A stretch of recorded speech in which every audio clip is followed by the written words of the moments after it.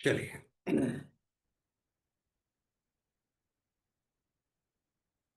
ओ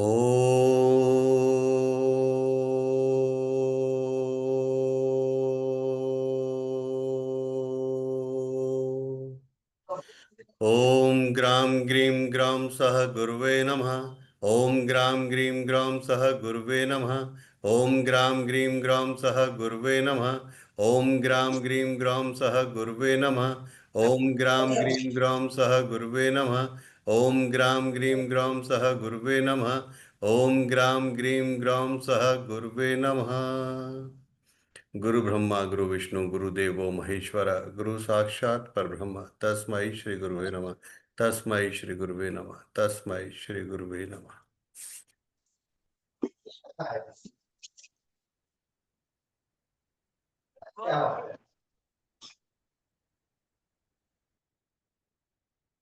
एक सेकंड।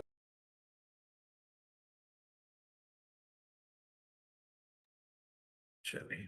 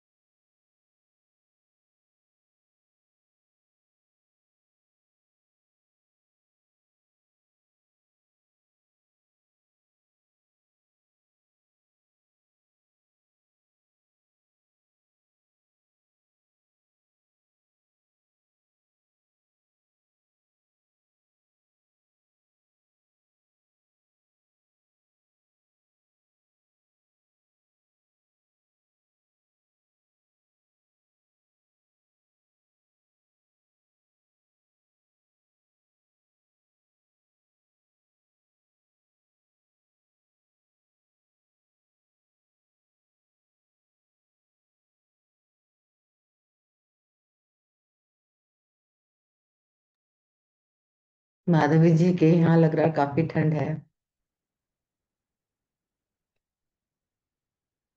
मुझे ज्यादा लगता नहीं, वैसे थोड़ी थोड़ी सर्दी तो शुरू हो गई है। है मौसम थोड़ी तो थोड़ी। ठंडा है और मुझे लगती है तो मैं थोड़ी सी मुझे सुबह 7-8 बजे तक लगती है और शाम को 5-6 बजे से लगती है। मतलब ऐसे दिन तो निकल जाता है, पता नहीं चलता काम में। ये सब लगता है। थोड़ा स्टार्ट हो गया एक हफ्ते भर से अब। चलिए। ओम श्री परमात्मे नमः। अथाष्टमोध्याय। सातवें अध्याय के अंत में योगेश्वर श्री कृष्ण ने कहा कि पुण्य कर्म नियत कर्म आराधना को करने वाले योगी संपूर्ण पापों से छूटकर उस व्याप्त ब्रह्म को जानते हैं। अर्थात कर्म कोई ऐसी वस्तु है जो व्याप्त ब्रह्म की जानकारी दिलाता है। उस कर्म को करने वाले व्याप्त ब्रह्म को, संपूर्ण कर्म को, संपूर्ण अध्यात्म को, संपूर्ण अधिदेव अधिभूत और अधियज्ञ सहित मुझको जानते हैं। अतः कर्म कोई ऐसी वस्तु है जो इन सबसे परिचय कराता है। वे अंत काल में भी मुझको ही जानते हैं। उनकी जानकारी कभी विस्मृत नहीं होती है। इस पर अर्जुन ने इस अध्याय के प्रारंभ में ही उन्हीं शब्दों को दोहराते हुए प्रश्न रखा कि हे पुरुषोत्तम, वह ब्रह्म क्या है, अध्यात्म क्या है, कर्म क्या है, अधिभूत तथा अधिदेव किसे कहा जाता है? हे मधुसूदन, यहाँ अधियज्ञ कौन है और वे शरीर में कैसे है? सिद्ध है कि अधियज्ञ अर्थात यज्ञ का अधिष्ठाता कोई ऐसा पुरुष जो मनुष्य शरीर के आधार वाला है। समाहित चित्त वाले पुरुषों द्वारा अंत समय में आप किस प्रकार जानने में आते हैं? इन सातों प्रश्नों का क्रम से निर्णय देने के लिए योगेश्वर श्री कृष्ण बोले।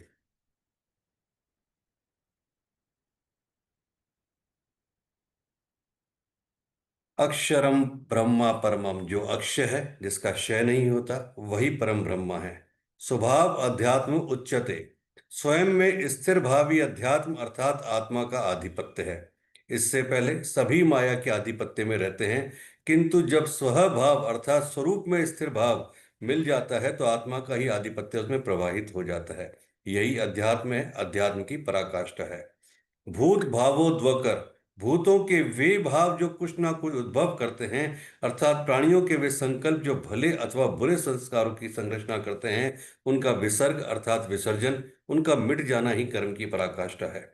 यही संपूर्ण कर्म है, जिसके लिए योगेश्वर ने कहा वह संपूर्ण कर्म को जानता है। वहां कर्म पूर्ण है, आगे आवश्यकता नहीं है। इस अवस्था में जबकि भूतों के वे भाव जो कुछ ना कुछ रचते हैं, भले अथवा बुरे संस्कार संग्रह करते हैं, बनाते हैं, जब सर्वथा शांत हो जाएं, यही कर्म की संपूर्णता है। इसके आगे कर्म करने की आवश्यकता नहीं रह जाती। अतः कर्म कोई ऐसी वस्तु है जो भूतों के संपूर्ण संकल्पों को, जिनसे कुछ ना कुछ संस्कार बनते हैं, उनका शमन कर देती है। कर्म का अर्थ है आराधना, चिंतन, जो यज्ञ में है। जब तक अक्षय भाव नहीं मिलता तब तक नष्ट होने वाले संपूर्ण शर भाव अधिभूत अर्थात भूतों के अधिष्ठान है। वही भूतों की उत्पत्ति के कारण है।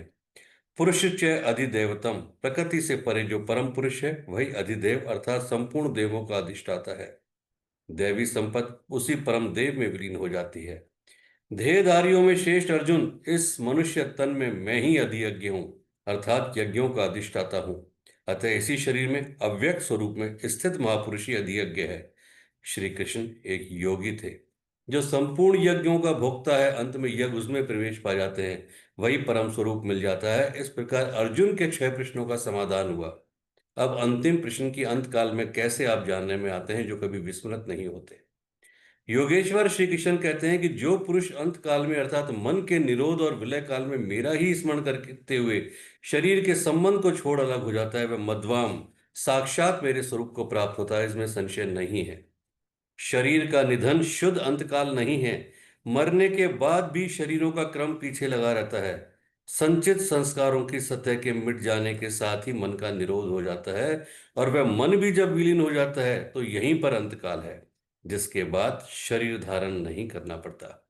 यह क्रियात्मक है, केवल कहने से वाताक्रम से समझ में नहीं आता। जब तक वस्त्रों की तरह शरीर का परिवर्तन हो रहा है तब तक शरीरों का अंत कहाँ हुआ। मन के निरोध और निरुद्ध मन के भी विलय काल में जीते जी शरीर के संबंधों का विच्छेद हो जाता है। यदि मरने के बाद ही यह स्थिति मिलती तो श्री कृष्ण भी पूर्ण न होते। उन्होंने कहा कि अनेक जन्मों के अभ्यास से प्राप्ति वाला ज्ञानी साक्षात मेरा स्वरूप है। मैं वह हूं और वह मुझ में है। लेश मात्र भी उसमें और मुझ में अंतर नहीं है। यह जीते जी प्राप्ति है। जब फिर कभी शरीर ना मिले वही शरीरों का अंत है। यह तो वास्तविक शरीरांत का चित्रण हुआ, जिसके पश्चात जन्म नहीं लेना पड़ता। दूसरा शरीरांत मृत्यु है जो लोक प्रचलित है, किंतु इस शरीरांत के पश्चात पुनः जन्म लेना पड़ता है। कौनते मृत्यु के समय मनुष्य जिस जिस भी भाव को स्मरण करता हुआ शरीर को त्यागता है, उसको ही प्राप्त होकर उसका दूसरा जन्म होता है। तब तो बड़ा सस्ता सौदा है।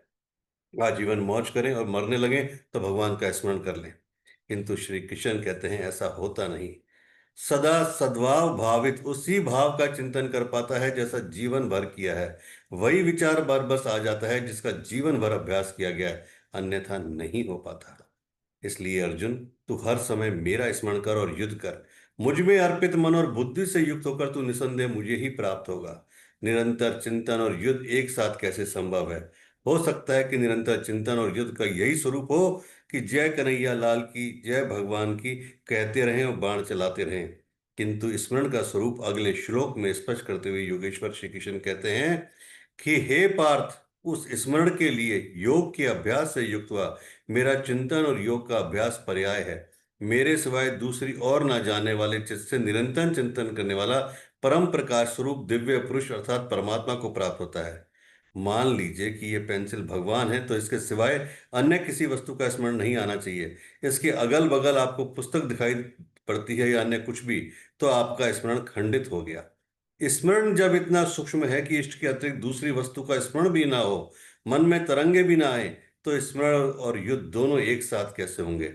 वस्तुतः जब आप चित्त को सब ओर से समेटकर अपने एक आराध्य के स्मरण में प्रवृत्त होंगे तो उस समय माइक प्रवृत्तियां काम क्रोध राग द्वेष बाधा के रूप में सामने प्रकट ही हैं।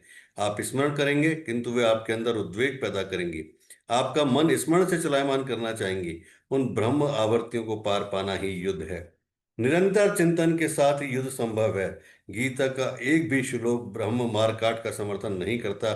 चिंतन किसका करें, इस पर कहते हैं उस युद्ध के साथ वह पुरुष सर्वज्ञ अनादि सबके नियंता सूक्ष्म से भी अति सूक्ष्म सबके धारण पोषण करने वाले किंतु अचिंत है। जब तक चित्त और चित्त की लहर है तब तक वह दिखाई नहीं देता। चित्त के निरोध और विलय काल में जो विदित होता है, नित्य प्रकाश स्वरूप और अभिधा से परे उस परमात्मा का स्मरण करता है। पीछे बताया मेरा चिंतन करता है, यहाँ कहते हैं परमात्मा का। अतः उस परमात्मा के चिंतन का माध्यम तत्व स्थित महापुरुष है। इसी क्रम में जो निरंतर उस परमात्मा का स्मरण करता है वह भक्ति पुरुष प्रायण काले मन के विलीन अवस्था काल में योग बल से अर्थात उसे नित्य कर्म के आचरण द्वारा भ्रकुटी के मध्य में प्राण को भली प्रकार स्थापित करके प्राण अपान को भली प्रकार सम करके न अंदर से उद्वेग पैदा हो न बाह्य संकल्प कोई लेने वाला हो, सत्य रज तम इन भली प्रकार शांत हो, सूरत इष्ट में ही स्थित हो, उस काल में वह अचल मन अर्थात स्थिर बुद्धि वाला पुरुष उस दिव्य पुरुष परमात्मा को प्राप्त होता है। सतत स्मरणीय है कि उसी एक परमात्मा की प्राप्ति में विधान योग है। उसके लिए नियत क्रिया का आचरण योग क्रिया है, जिसका सविस्तार वर्णन योगेश्वर ने चौथे छठे अध्याय में किया है। अभी उन्होंने कहा निरंतर मेरा ही स्मरण कर। कैसे करें? तो इसी योग धारणा में स्थिर रहते हुए करना है। ऐसा करने वाला दिव्य पुरुष को ही प्राप्त होता है जो कभी विस्मृत नहीं होता। यहाँ इस प्रश्न का समाधान हुआ कि आप प्रयाण काल में किस प्रकार जानने में आए हैं। पाने योग्य पद का चित्रण देखें जो गीता में स्थान स्थान पर आता है। वेद विद अर्थात अविदित तत्व को प्रत्यक्ष जानने वाले लोग जिस परम पद को अक्षरम कहते हैं, वीतराग महात्मा जिसमें प्रवेश के लिए यत्नशील रहते हैं, जिस परम पद को चाहने वाले ब्रह्मचार्य का पालन करते हैं। ब्रह्मचार्य का अर्थ जननेन्द्रिय मात्र का निरोध नहीं, बल्कि ब्रह्म आचरति सा ब्रह्मचरी। ब्रह्मा स्पर्शों को मन से त्याग कर ब्रह्मा का निरंतर चिंतन स्मरणीय ब्रह्मचार्य है। जो ब्रह्म का दर्शन करा उसी में स्थान दिला शांत हो जाता है। इस आचरण से इंद्रियां संयम ही नहीं बल्कि सकलेंद्रिय संयम स्वतः हो जाता है। इस प्रकार जो ब्रह्मचार्य का आचरण करते हैं, जो हृदय में संग्रह करने योग्य हैं, धारण करने योग्य हैं, उस पद को मैं तेरे लिए कहूंगा। वह पद है क्या, कैसे पाया जाता है, इस पर योगेश्वर श्री कृष्ण कहते हैं सब इंद्रियों के दरवाजों को रोककर अर्थात वासनाओं से अलग रहकर मन को हृदय में स्थित करके प्राण अर्थात अंतःकरण के व्यापार को मस्तिष्क में निरोध कर योग धारणा में स्थित होकर योग को धारण किए रहना है, दूसरा तरीका नहीं है। जो पुरुष ओम इति इतना ही जो अक्षर ब्रह्म का परिचायक है, इसका जप तथा मेरा स्मरण करता हुआ शरीर त्याग कर जाता है, वह पुरुष परम गति को प्राप्त होता है। श्री कृष्ण एक योगेश्वर परम तत्व में स्थित महापुरुष और सदगुरु थे। योगेश्वर श्री कृष्ण ने बताया कि ओम अक्षर ब्रह्म का परिचायक है, तो इसका जप कर और ध्यान मेरा कर। प्राप्ति के हर महापुरुष का नाम वही होता है जिससे वह प्राप्त है, जिसमें वह विलय है, इसलिए नाम ओम बताया और रूप अपना। योगेश्वर ने कृष्ण कृष्ण जपने का निर्देश नहीं दिया, लेकिन कालांतर में भावुकों ने उनका भी नाम जपना आरंभ कर दिया और अपनी श्रद्धा के अनुसार उसका फल भी पाते हैं। जैसे कि मनुष्य की श्रद्धा जहाँ टिक जाती है वहां मैं ही उसकी श्रद्धा को पुष्ट करता तो मैं ही फल का विधान भी करता हूँ। भगवान शिव ने राम शब्द के जपने पर बल दिया। रमनते योगिनी यस्मिन सा रामा, रा और मैं के बीच में कबीरा रहा लुकाए। रा और मां इन दो अक्षरों के अंतराल में कबीर अपने मन को रोकने में सक्षम हो गए। श्री कृष्ण ओम पर बल देते हैं। ओम अहम स, ओम अर्थात वह सत्ता मेरे भीतर है, कहीं बाहर ना ढूंढने लगे। यह ओम भी उस परम सत्ता का परिचय देकर शांत हो जाता है। वास्तव में उन प्रभु के अनंत नाम है, किंतु जप के लिए वही नाम सार्थक है जो छोटा हो, श्वास में ढल जाए और एक परमात्मा का ही बोध कराता हो। उससे भिन्न अनेक देवी देवताओं की अविवेकपूर्ण कल्पना में उलझकर लक्ष्य से दृष्टि न हटा दें। पूज्य महाराज जी कहा करते थे कि मेरा रूप देखें और श्रद्धानुसार कोई भी 2-2.5 अक्षर का नाम ओम राम शिव कोई भी लें, उसका चिंतन करें और उसी के अर्थ स्वरूप इष्ट के स्वरूप का ध्यान करें। ध्यान सदगुरु का ही किया जाता है।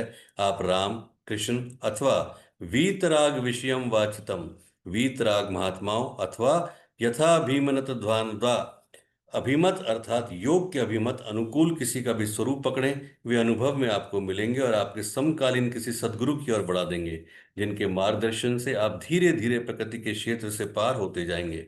मैं भी प्रारंभ में एक देवता के चित्र का ध्यान करता था, किंतु पूज्य महाराज जी के अनुभवी प्रवेश के साथ वह भी शांत हो गया। प्रारंभिक साधन नाम तो जपते हैं, किंतु महापुरुष के स्वरूप का ध्यान करने में हिचकते हैं। वे अपनी अर्जित मान्यताओं का पूर्वाग्रह छोड़ नहीं पाते।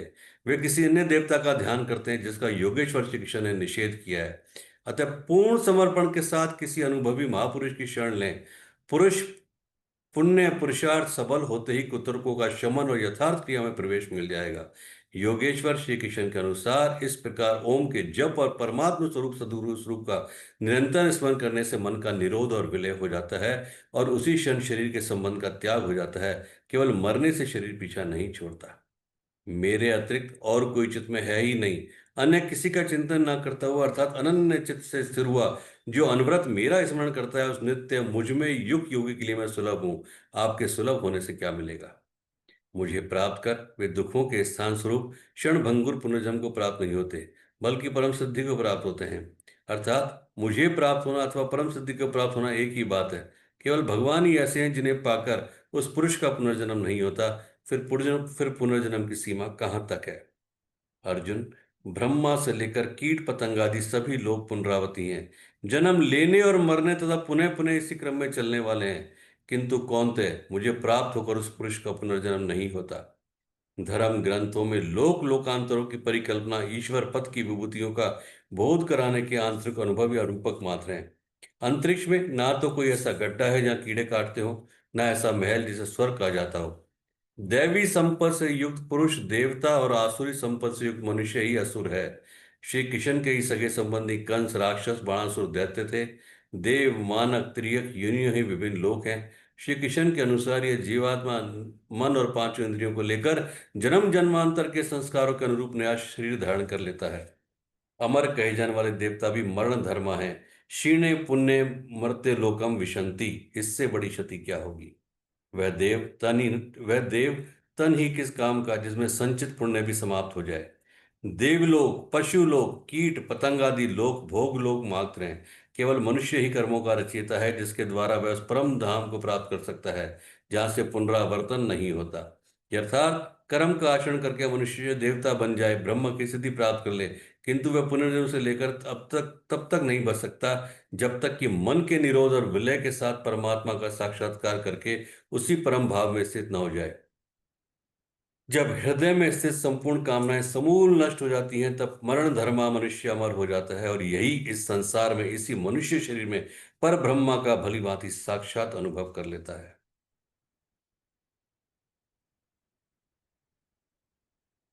स्वामी प्रेमानंद जी महाराज की रील सबसे ज्यादा आज की तारीख में आती है अगर देखें तो। और जब उस रील को देखेंगे तो एक चीज आपने देखा होगा, जब भी कोई साधु संत पुरुष महर्षि उनसे मिलने आता है, चाहे वो पद में बड़ा है छोटा है, वो भी उसी तरीके से खड़े होके बैठ के दंडवत करके उनको प्रणाम करते हैं। मतलब कईयों के लिए तो उन्होंने अपनी गद्दी भी छोड़ दी और उनको अपनी गद्दी पे विराजमान कराया कराया।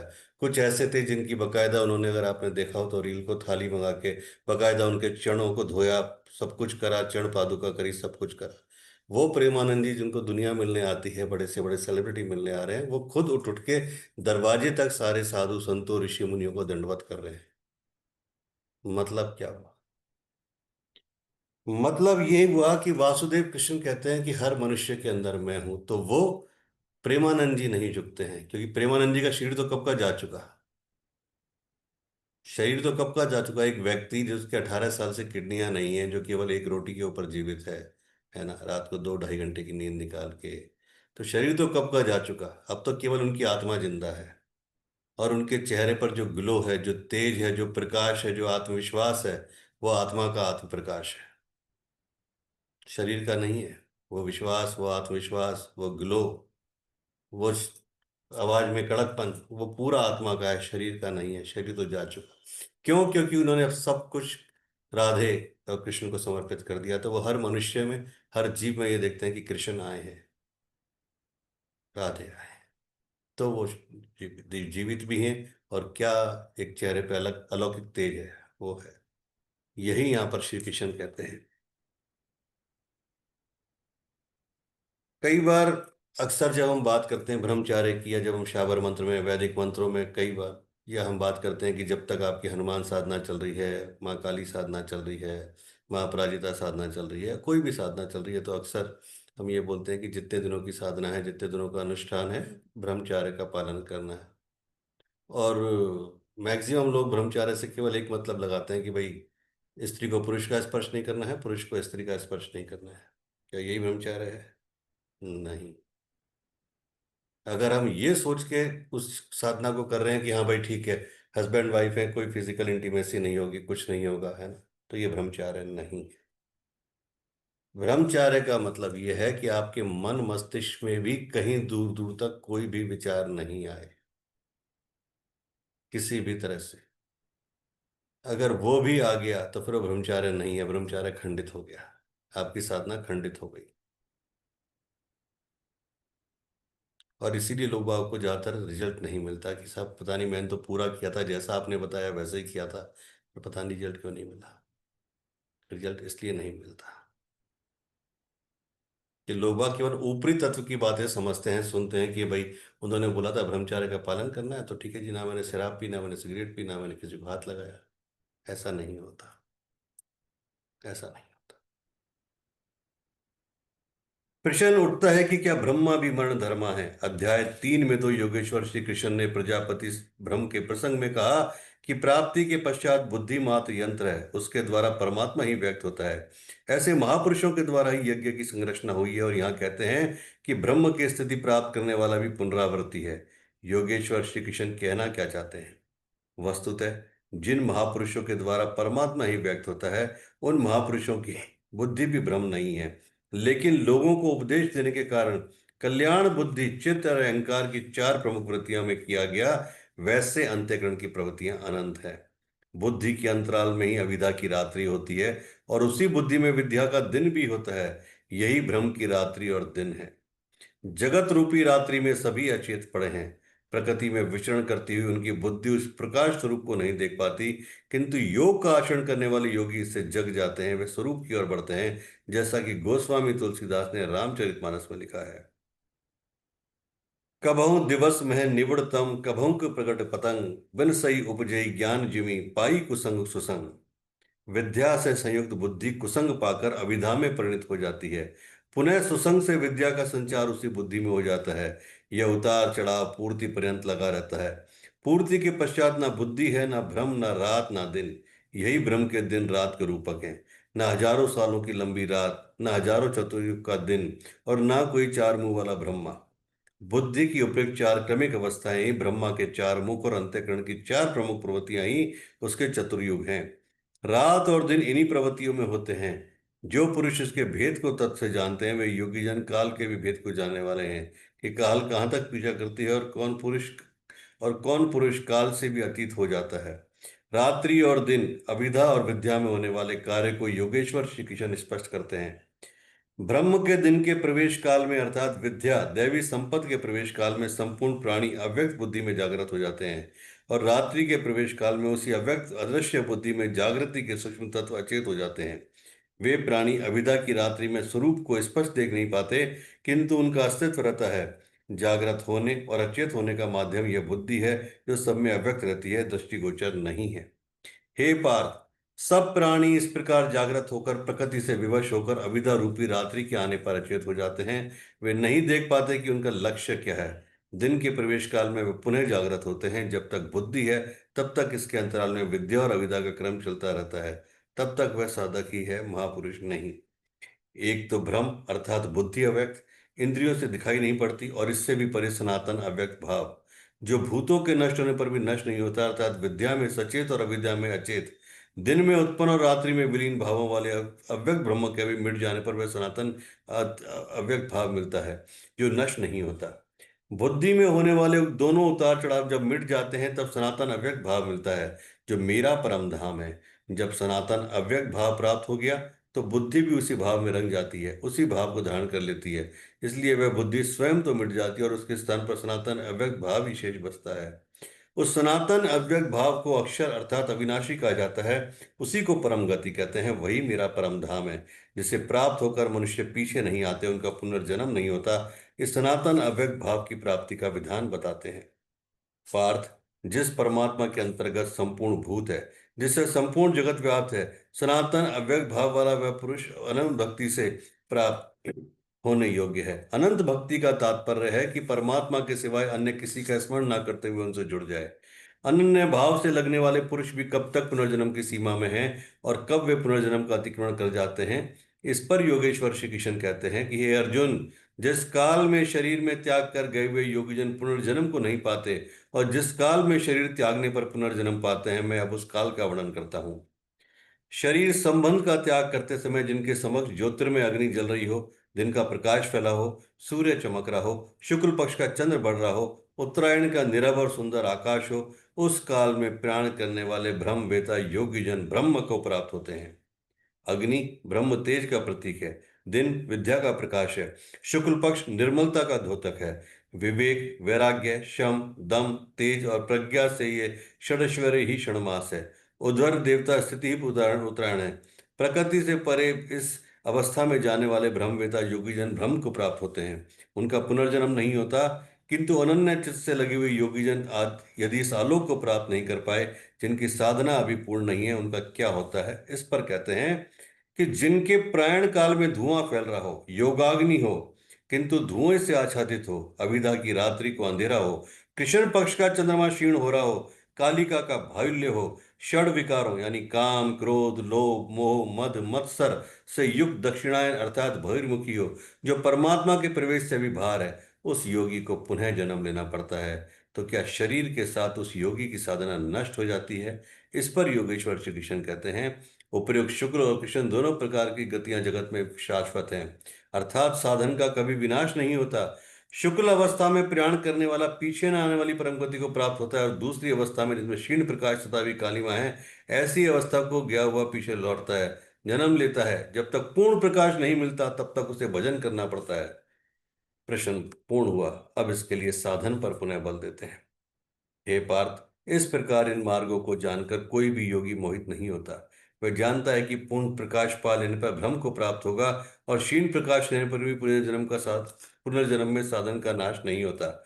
दोनों गतियां शाश्वत हैं। अतः अर्जुन, तू सब काल में योग से युक्त हो अर्थात निरंतर साधन कर। इसको साक्षात्कार से जानकर योगी वेद, यज्ञ, तप, दान के पुण्य फलों का निसंदेह अतिक्रमण कर जाते हैं और सनातन परम पद को प्राप्त होते हैं। अविदित परमात्मा की साक्षात जानकारी का नाम है वेद है। वह विदित तत्व जब विदित हो गया तो अब कौन किसे जाने। अतः विदित न होने के पश्चात वेदों से भी प्रयोजन समाप्त रहता है, क्योंकि जानने वाला भिन्न नहीं है। यज्ञ अर्थात आराधना की नियत क्रिया आवश्यक है और परम आवश्यक है, किंतु जब वह तत्व विदित हो गया तो किसके लिए भजन करें? मन सहित इंद्रियों को लक्ष्य के अनुरूप तपाना तप है। लक्ष्य प्राप्त होने पर किसके लिए तप करें? मन, वचन और कर्म से सर्वतोभावेन समर्पण का नाम दान है। इन सब का पुण्य फल है परमात्मा की प्राप्ति। फल भी अब विलग नहीं है, अतः इन सब की आवश्यकता ही ना रही। वह योगी यज्ञ, तप, दान इत्यादि के फल को भी पार कर जाता है, वह परम पद को प्राप्त कर जाता है। इस अध्याय में 5 प्रमुख बिंदुओं पर विचार किया गया, जिनमें सर्वप्रथम अध्याय 7 के अंत में योगेश्वर श्री कृष्ण द्वारा बीजारोपित प्रश्नों को स्पष्ट समझाने की जिज्ञासा से इस अध्याय के आरंभ में अर्जुन ने 7 प्रश्न किए। भगवान, जिसे आपने कहा वह ब्रह्म क्या है, वह अध्यात्म क्या है, वह संपूर्ण कर्म क्या है, अधिदेव, अधिभूत, अधियज्ञ क्या है, और अंत काल में आप किस प्रकार जानने में आते हैं कि कभी विस्मृत नहीं होते। योगेश्वर श्री कृष्ण ने बताया कि जिसका विनाश नहीं होता वही परब्रह्म है, स्वयं की उपलब्धि वाला परम भावी अध्यात्म है, जिससे जीव माया के आधिपत्य से निकलकर आत्मा के आधिपत्य में हो जाता है, वही अध्यात्म है। और भूतों के वे भाव जो शुभ अथवा अशुभ संस्कारों को उत्पन्न करते हैं, उन भावों का रुक जाना, विसर्ग मिट जाना ही कर्म की संपूर्णता है। इसके आगे कर्म करने की आवश्यकता नहीं रह जाती। अतः कर्म कोई ऐसी वस्तु है जो संस्कारों के उद्गम को ही मिटा देती है। इसी प्रकार शर भाव अधिभूत अर्थात नष्ट होने वाले ही भूतों को उत्पन्न करने में माध्यम है। वे ही भूतों के अधिष्ठाता हैं। परम पुरुष ही अधिदेव है, उनमें दैवी संपदा विलीन होती है। इस शरीर में मैं ही हूँ, अर्थात जिसमें यज्ञ विलय होते हैं वह मैं हूँ। यज्ञ के अधिष्ठाता मैं हूँ, वह मेरे स्वरूप को प्राप्त होता है। और शिक्षण एक योगी थे। अधियज्ञ कोई ऐसा पुरुष है जो इस शरीर में रहता है, बाहर नहीं। अंतिम प्रश्न यह है कि अंत समय में आप किस प्रकार जानने में आते हैं। उन्होंने बताया कि जो मेरा निरंतर स्मरण करते हैं, मेरे सिवाय किसी दूसरे विषय वस्तु का चिंतन नहीं आने देते और ऐसा करते हुए शरीर का संबंध त्याग देते हैं, वे मेरे साक्षात्कार स्वरूप को प्राप्त होते हैं, जिससे अंत में भी वही प्राप्त रहता है। शरीर की मृत्यु के साथ यह उपलब्धि हो तो ऐसी बात नहीं है। मरने पर ही मिलता तो श्री कृष्ण पूर्ण ना होते। अनेक जन्मों में चलकर पाने वाली ज्ञानी ज्ञानी उनका स्वरूप ना होता। मन का सर्वथा निरोध और निरोध मन का भी विलय ही अंत काल है। जहाँ फिर शरीरों की उत्पत्ति का माध्यम शांत हो जाता है, उस समय वह परम भाव में प्रवेश पा जाता है, उसका पुनर्जन्म नहीं होता। इस प्राप्ति के लिए उन्होंने स्मरण का विधान बताया। अर्जुन, निरंतर मेरा स्मरण कर और युद्ध कर। दोनों एक साथ कैसे होंगे? कदाचित ऐसा हो कि जय गोपाल हे कृष्ण कहते रहें और लाठी भी चलाते रहें। स्मरण का स्वरूप स्पष्ट किया कि योग धारणा में स्थिर रहते हुए मेरे सिवाय अन्य किसी भी वस्तु का स्मरण ना करते हुए निरंतर मेरा स्मरण कर। जब स्मरण इतना सूक्ष्म है तो युद्ध कौन करेगा? मान लीजिए कि यह पुस्तक भगवान है, तो इसकी अगल बगल की वस्तु सामने बैठे हुए लोग या अन्य देखी सुनी कोई वस्तु संकल्प में भी ना आए, दिखाई भी ना पड़े। यदि दिखाई पड़ती है तो स्मरण नहीं है। ऐसे स्मरण में युद्ध कैसा? वस्तुतः जब तक आप निरंतर स्मरण में प्रवत होंगे तो उसी क्षण युद्ध का सही स्वरूप खड़ा होता है। उस समय माइक प्रवृत्तियां बाधा के रूप में प्रत्यक्ष हैं। काम, क्रोध, राग, द्वेष, दुर्जय शत्रु हैं। वे शत्रु स्मरण नहीं करने देंगे। इनसे पार पाना ही युद्ध है। इन शत्रुओं के मिट जाने पर ही व्यक्ति परम गति को प्राप्त होता है। इस परम गति को पाने के लिए है अर्जुन, तू जब तो ओम का ही और ध्यान मेरा कर। अर्थात श्री कृष्ण एक योगी थे, नाम और रूप आराधना की कुंजी है। योगेश्वर जी कृष्ण ने इस प्रश्न को भी लिया कि पुनर्जन्म क्या है, उसमें कौन आते हैं। उन्होंने बताया कि भ्रम से लेकर यावन मात्र जगत पुनरावृत्ति और इन सबके समाप्त होने पर भी मेरा परम अव्यक्त भाव तथा उसमें से स्थिति समाप्त नहीं होती। इस योग में प्रविष्ट पुरुष की दो गतियां हैं, जो पूर्ण प्रकाश को प्राप्त षडैश्वर्य संपन्न उदर्भ देता है, जिसमें लेश मात्र भी कमी नहीं है। वह परम गति को प्राप्त होता है। यदि उस योगकर्ता में लेश मात्र की कमी है, कृष्ण पक्ष की कालिमा का संचार है, ऐसी अवस्था में शरीर का समय समाप्त होने पर योगी को जन्म नहीं लेना पड़ता है। वह सामान्य जीव की तरह जन्म मरण के चक्कर में नहीं फंसता, बल्कि जन्म लेकर उससे आगे की शेष साधना को पूरा करता है। इस प्रकार आगे के जन्म में इसी क्रिया से चलकर वह भी वहां पहुंच जाता है जिसका नाम परम धाम है। पहले भी श्री कृष्ण के आए हैं कि इसका थोड़ा सा भी साधन जन्म मरण के महान वैसे उद्धार करके ही छोड़ता है। दोनों रास्ते शाश्वत हैं, अमिट हैं। इस बात को समझकर कोई भी पुरुष योग में चला हुआ नहीं होता। अर्जुन, तू योगी बन। योगी वेद, तप, याग, यज्ञ, दान के भी पुण्य फलों का उल्लंघन कर जाता है, परम गति को प्राप्त हो जाता है। इस अध्याय में स्थान स्थान पर परम गति का चित्रण किया गया, जिसे अव्यक्त, अक्षय और अक्षर कहकर संबोधित किया गया, जिसका विनाश कभी नहीं होता। इस प्रकार श्रीमद् भगवद गीता रूपी उपनिषद एवं ब्रह्म विद्या तथा योग शास्त्र विषयक श्री कृष्ण और अर्जुन के संवाद में अक्षर ब्रह्म योग नामक 8वां अध्याय संपूर्णम। हरिओम तत्सत, हरिओम तत्सत, हरिओम तत्सत। ओम नमो भगवते वासुदेवाय। ओम नमो भगवते वासुदेवाय। ओम नमो भगवते वासुदेवाय। ओम नमो भगवते वासुदेवाय। ओम नमो भगवते वासुदेवाय। ओम नमो भगवते वासुदेवाय। ओम नमो भगवते वासुदेवाय।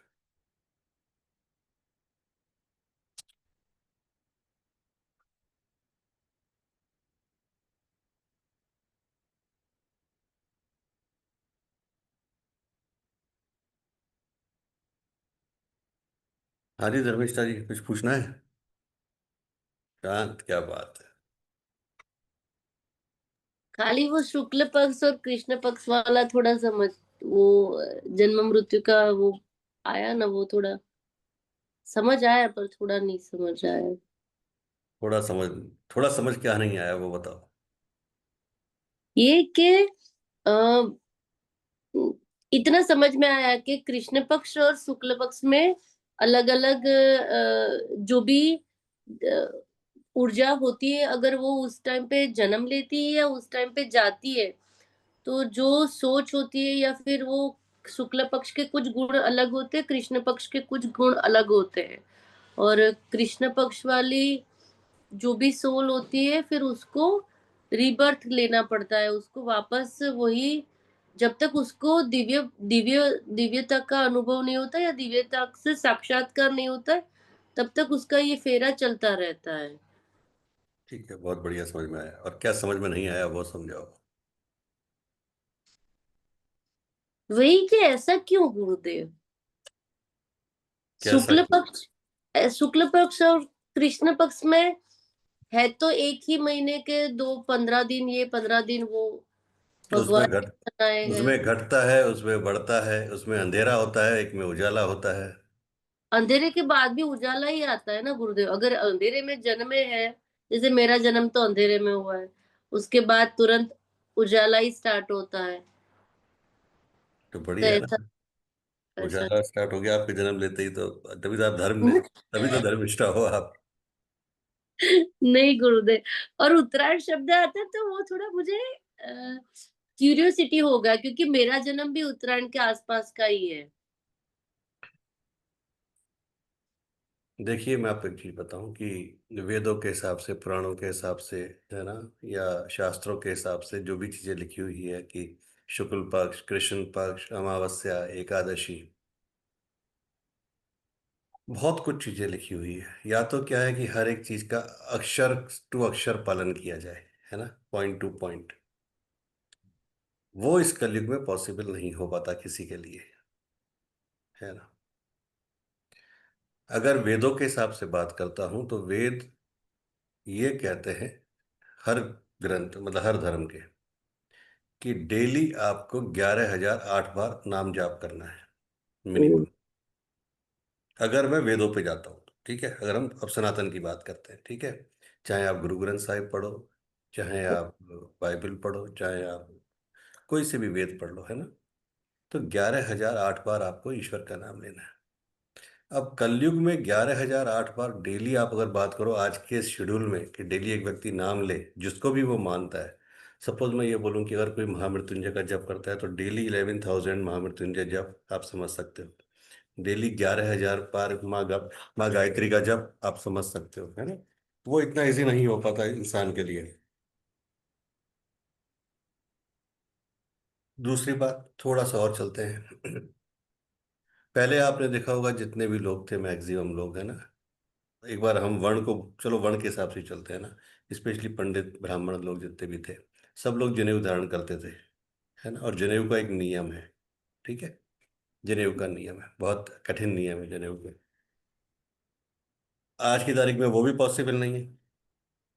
जनेऊ का नियम है कि जब आप लघु शंका जाओगे, आप यूरिन ले जाओगे, तो आपको पक्का कान पे लगा के बांध के, और उसकी भी एक रीजन है क्यों लगाते हैं, फिर आपको बैठ के ही करना है, आप खड़े होकर नहीं कर सकते। वो पॉसिबल ही नहीं है। आज आप ट्रेवल करते हो, देखते हो ट्रेन में, बस में, कहीं भी, सब लोग, स्पेशली जेंट्स जो बात करें, सब खड़े होकर ही करते हैं। तो अगर नियम वाले पार्ट पे आएंगे, वेदों वाले पार्ट पे आएंगे, तो फिर चीजें बहुत हुआ है, फिर तो आप अक्षरश पालन करो। अगर नियमों की बात करते हैं तो ये बोला गया कि भाई लेडीज जब मेंस्ट्रुअल पीरियड में आती हैं, फिर आप सेम बिस्तर पे नहीं सो सकते, सेम घर में नहीं सो सकते, आपके बर्तन अलग होंगे, आपका फलाना अलग होगा, ढिकाना अलग होगा। आज की तारीख में केवल हस्बैंड वाइफ रह गए, है ना, परिवार छोटे होते जा रहे हैं। अगर ऐसा होगा तो फिर कैसे काम चलेगा।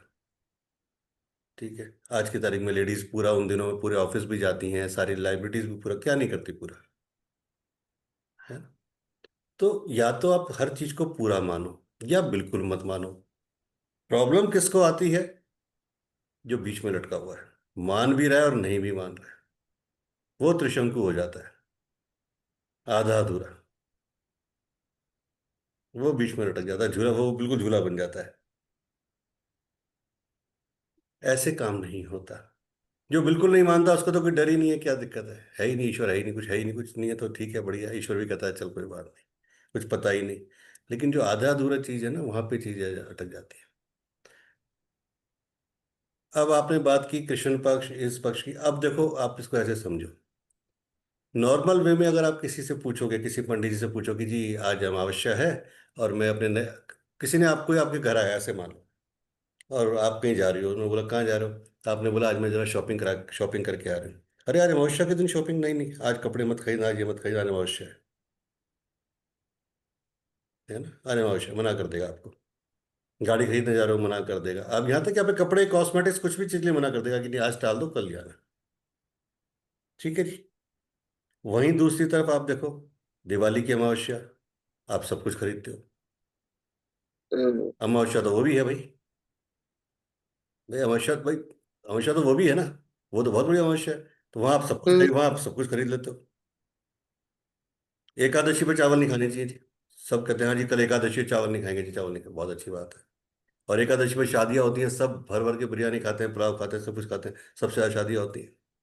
सावे आते हैं पूरे एकादशी पे, वहां पे सारे सिस्टम मिट जाते हैं। वहां अगर पंडितों के घर में भी शादी होती है तो भी वो पुलाव बनाते हैं, बिरयानी बनाते हैं, जो भी बनाते हैं, जीरा राइस है, जो भी बनाते हैं वो भी बनाते हैं। क्यों भाई, एकादशी है ना, मत बनाओ ना फिर। तो क्या हुआ, सबने अपने अपने हिसाब से चीजों को ले लिया। लेकिन अगर शास्त्र के हिसाब से माना जाए तो हाँ, शुक्ल पक्ष और कृष्ण पक्ष की अपनी एक इम्पोर्टेंस है, अंधेरे और उजाले का अपना एक इम्पोर्टेंस है। मेरे लॉजिक में अगर मैं बात करता हूँ अपने व्यक्तिगत लॉजिक पे, तो आपके कर्म इतने अच्छे होने चाहिए कि ना कोई शुक्ल पक्ष, ना कोई कृष्ण पक्ष, ना कोई अमावस्या, ना कोई एकादशी, कोई भी आपके आड़े नहीं आए, सीधे आप वहां तक पहुंचो। बाकी कुछ भी नहीं है। आप 5,000, रोज न्यूज़पेपर में आता है कि जी 5,000 किलो दूध से 10-20,000 लीटर दूध से 5,000 किलो देशी घी से शिवलिंग अभिषेक अभिषेक किया गया। सोचो तो सही, क्या कर रहे हो, 20,000 लीटर दूध, 5,000 किलो देशी घी। अरे भाई, ना जाने कितनी कच्ची बस्तियों का बेचारों का पेट भर जाता है। वो सही था कि ये सही था? लेकिन जो चल रहा है वो चल रहा है, बस वो है। तो कहीं भी संशय में मत आओ, अपने अच्छे कर्म करो अपने आप को। बस मैं हमेशा एक ही बात कहता हूँ कि जब भी सुबह उठो तो अपने आप को आईने से नजरें मिला पाओ, अपने ईश्वर से, अपने गुरु से नजरें मिला पाओ, वो सबसे अच्छी चीज है। बाकी सब जितना निभा सकते हो निभाओ, जो चल रहा है वो चलने दो। ठीक है गुरुदेव।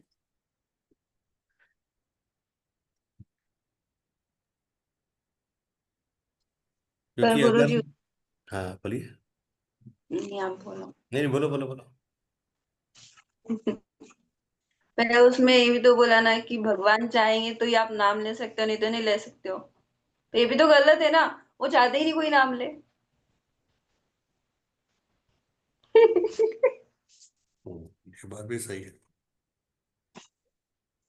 गुरुदेव, और ये तो सही है कि मेरे सास इतना भगवान का करती थी, इतना पॉलिटिक्स तो वो खेलती थी मेरे साथ और सबके साथ, पर वो इतना नाम जाप करती थी।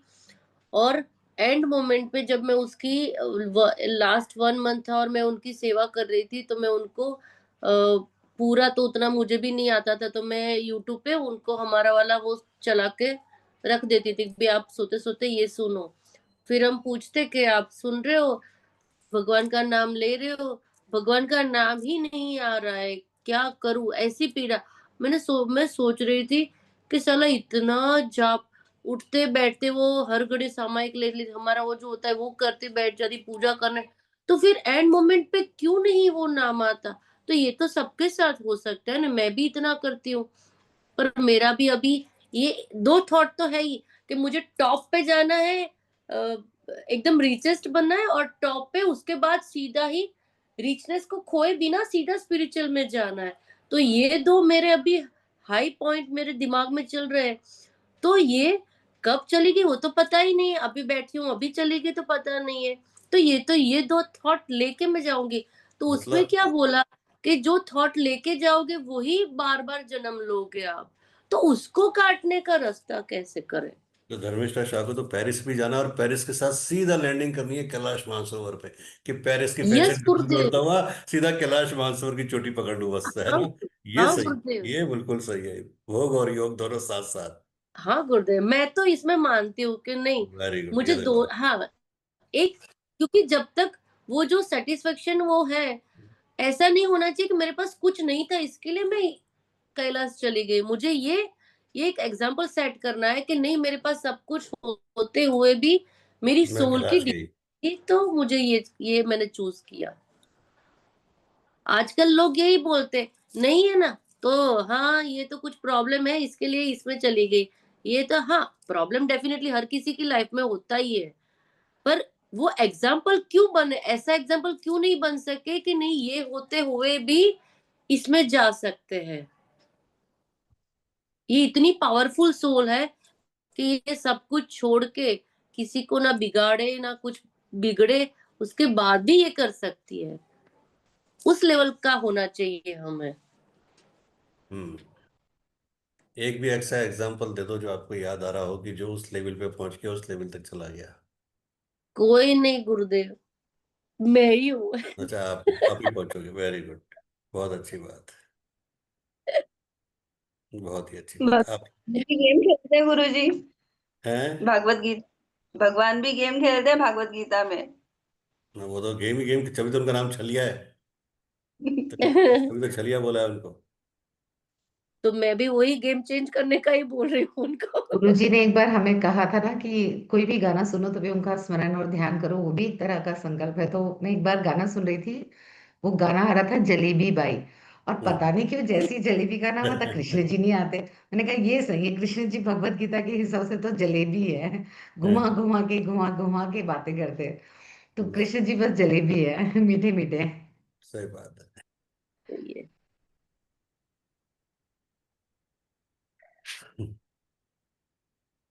क्या होता है धर्मिष्ठा जी कि दोनों चीजें साथ साथ पॉसिबल नहीं। आप किसी को भी देख लो, उसका रीजन क्या है, मैं रीजन समझाता हूँ आपको, ना आपके भ्रम को दूर करता हूँ।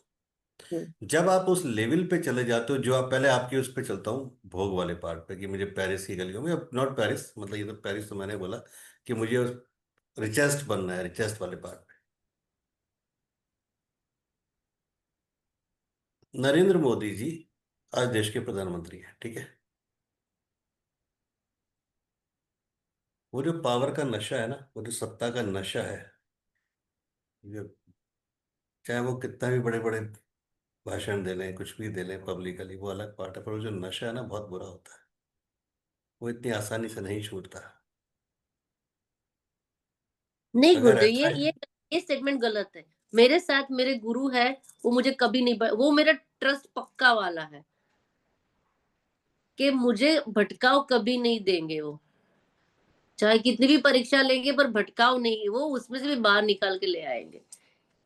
मेरी आत्मा की जर्नी को नहीं, बिल्कुल नहीं बिगड़ेगी, वो मुझे पक्का पता है।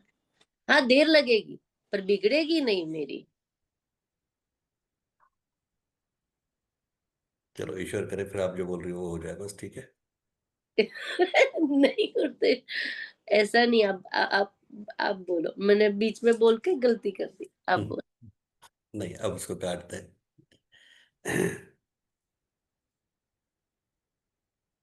चलो ठीक है, आप एग्जाम्पल सेट करेंगे, हम भी देखेंगे कि भाई एक म्यान में दो तलवारें आ सकती हैं, हम भी जरा देख लेंगे जरा, जब तक नहीं, एक साथ जीव साथ नहीं चलेगी, थोड़ी नहीं, ऐसा नहीं हो सकता। पैरेलल भी नहीं चल सकती, थोड़ा नीचे ऊपर नीचे। पर जैसे अगर मैं बोलूँ तो जैसे अंबानी जी है, वो जब भी मतलब हम तो सोशल मीडिया ही देखते हैं ऑब्वियसली, तो जब भी वो उनके यहाँ शादी होती है, फंक्शंस होते हैं, कितने अच्छे से पूजा वूजा सब करते हैं वो। हम्म। तो पूजा करने भोग से क्या हो गया? पूजा तो हाँ करने भोग से, पूजा तो भी कर रहे हैं, हाँ जी, नहीं नहीं। भोग तो कर ही रहे हैं ना वो। नहीं पूजा करना एक अलग पार्ट है। पूजा करने के लिए तो आपको किसने मना किया? सब करते हैं, टाटा भी करते हैं, बिरला भी करते हैं, अडानी भी करते हैं। पूजा करना एक अलग पार्ट हो गया, लेकिन आप उसके लिए कुछ प्रेजेंट कर रहे हो, वो अलग पार्ट है, वो रास्ता अलग हो गया।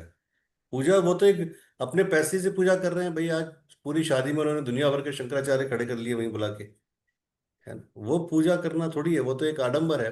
पूजा का हिस्सा कहाँ है वो?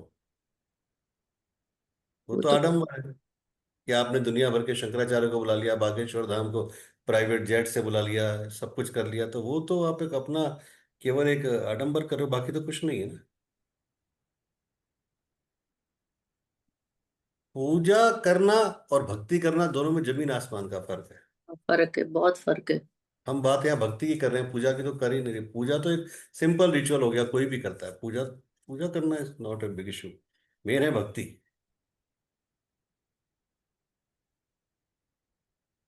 चलिए। और दिल से होती है गुरुदेव, वो हाँ जी। प्रोसेस नहीं होती है, वो अंदर से दिल से होती है हम्म। वो होती है।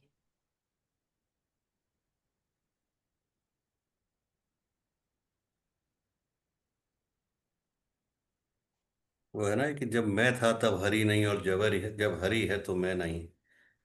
कि जब तक मैं हूं, मेरा नाम है, तब तक हरि का नाम नहीं है, और जब हरि आ जाते हैं तो फिर मैं खत्म हो जाता है, तो आप हरि में विलीन हो जाते हो। वो स्थिति आनी चाहिए कि पानी में नमक मिल गया, पानी में शक्कर मिल गई, दोनों एक हो गए। फिर दोनों का अस्तित्व अलग अलग नहीं पहचान सकते, फिर एक है, तभी वो स्थिति आती है। क्योंकि हमारे गुरुदेव जैन में है एक वर्धमान, जो आप गौतम बोलते हो ना, उनको वर्धमान महावीर स्वामी हमारे बोलते हैं। उनके हम्म। उनका एक एग्जाम्पल है, और एक शालीभद्र करके है। हम्म। उन्होंने एक जन्म में भगवान किसी ऋषि को एक खाने के लिए खीर बोराई थी। उसी उसी के फलस्वरूप उनको इतना अबंडेंस मिला था कि वो 9th फ्लोर से नीचे उतरे ही नहीं थे, कभी भी नहीं उतरे थे। पर जब उनका वो टर्न आया, तो एक ही सेकंड में वो ऊपर से नीचे आ गए और उन्होंने सब कुछ छोड़ के संन्यास ले लिया। तो ऐसा नहीं है कि सुनो सुनो सुनो, इसका मतलब क्या हुआ? अभी आपने क्या बोला? खुद ने इस चीज को एक्सेप्ट किया। ऐसे बहुत सारे जैनीज के नॉर्मली आते रहते हैं कि जो बहुत अरबपति हैं, करोड़पति हैं, जिनके बहुत हम्म। बड़े पड़े, एक सेकंड में 30 साल की एक मैरिड लेडीज ने, 8 साल के बच्चे ने, 10 साल, शायद एक तो मैंने ग्रुप पे भेजा भी था, आपको ध्यान हो, 10 साल के बच्चे का, है ना? और जिन्होंने अचानक एक सेकंड में संन्यास ले लिया, दीक्षा ले लिया, और वो एकदम साध्वी हो गए या जो भी है वो हो गए। तो अल्टीमेटली आपको उसको छोड़ना पड़ा ना। आप कह रही हो दोनों पैरेलल चले। नहीं, ऐसा नहीं, वो वाला, मैं ये वाला, मेरा बोलने का और वो वाला थोड़ा रहता है, वो थोड़ा प्रॉब्लम है गुरुदेव मेरे बोलने में। पर मेरी सोच ये वाली है कि एक बार पेरिस देख लिया ठीक है, घूम लिया ठीक है, बाकी तो मुझे पहाड़ पर्वतों के सारा पूरा 2 दिन से तो मुझे घर ही नहीं अच्छा लगता है गुरुदेव, मुझे तो चला जाना है, मस्त मौला बन के दुनिया में घूमते रहना है, पर्वतों पे कहीं पे भी घूमते रहना है, आज यहाँ पे कल वहां पे, बस ऐसे ही। बहुत बढ़िया। वो भी कहाँ हो पा रहा है गुरुदेव। पहले तो उन्होंने तो पहले तो वो पेरिस भेजेंगे ना, उसके बाद ही तो करेंगे, क्योंकि पहली चॉइस तो पेरिस ही है। पर पेरिस भेजने के लिए भी खुद तो इंतजाम करे गुरुदेव, वो भी इंतजाम नहीं हो रहा, अभी तो घर पे ही पेरिस और घर पे ही कैलाश हो रहा है मेरा तो।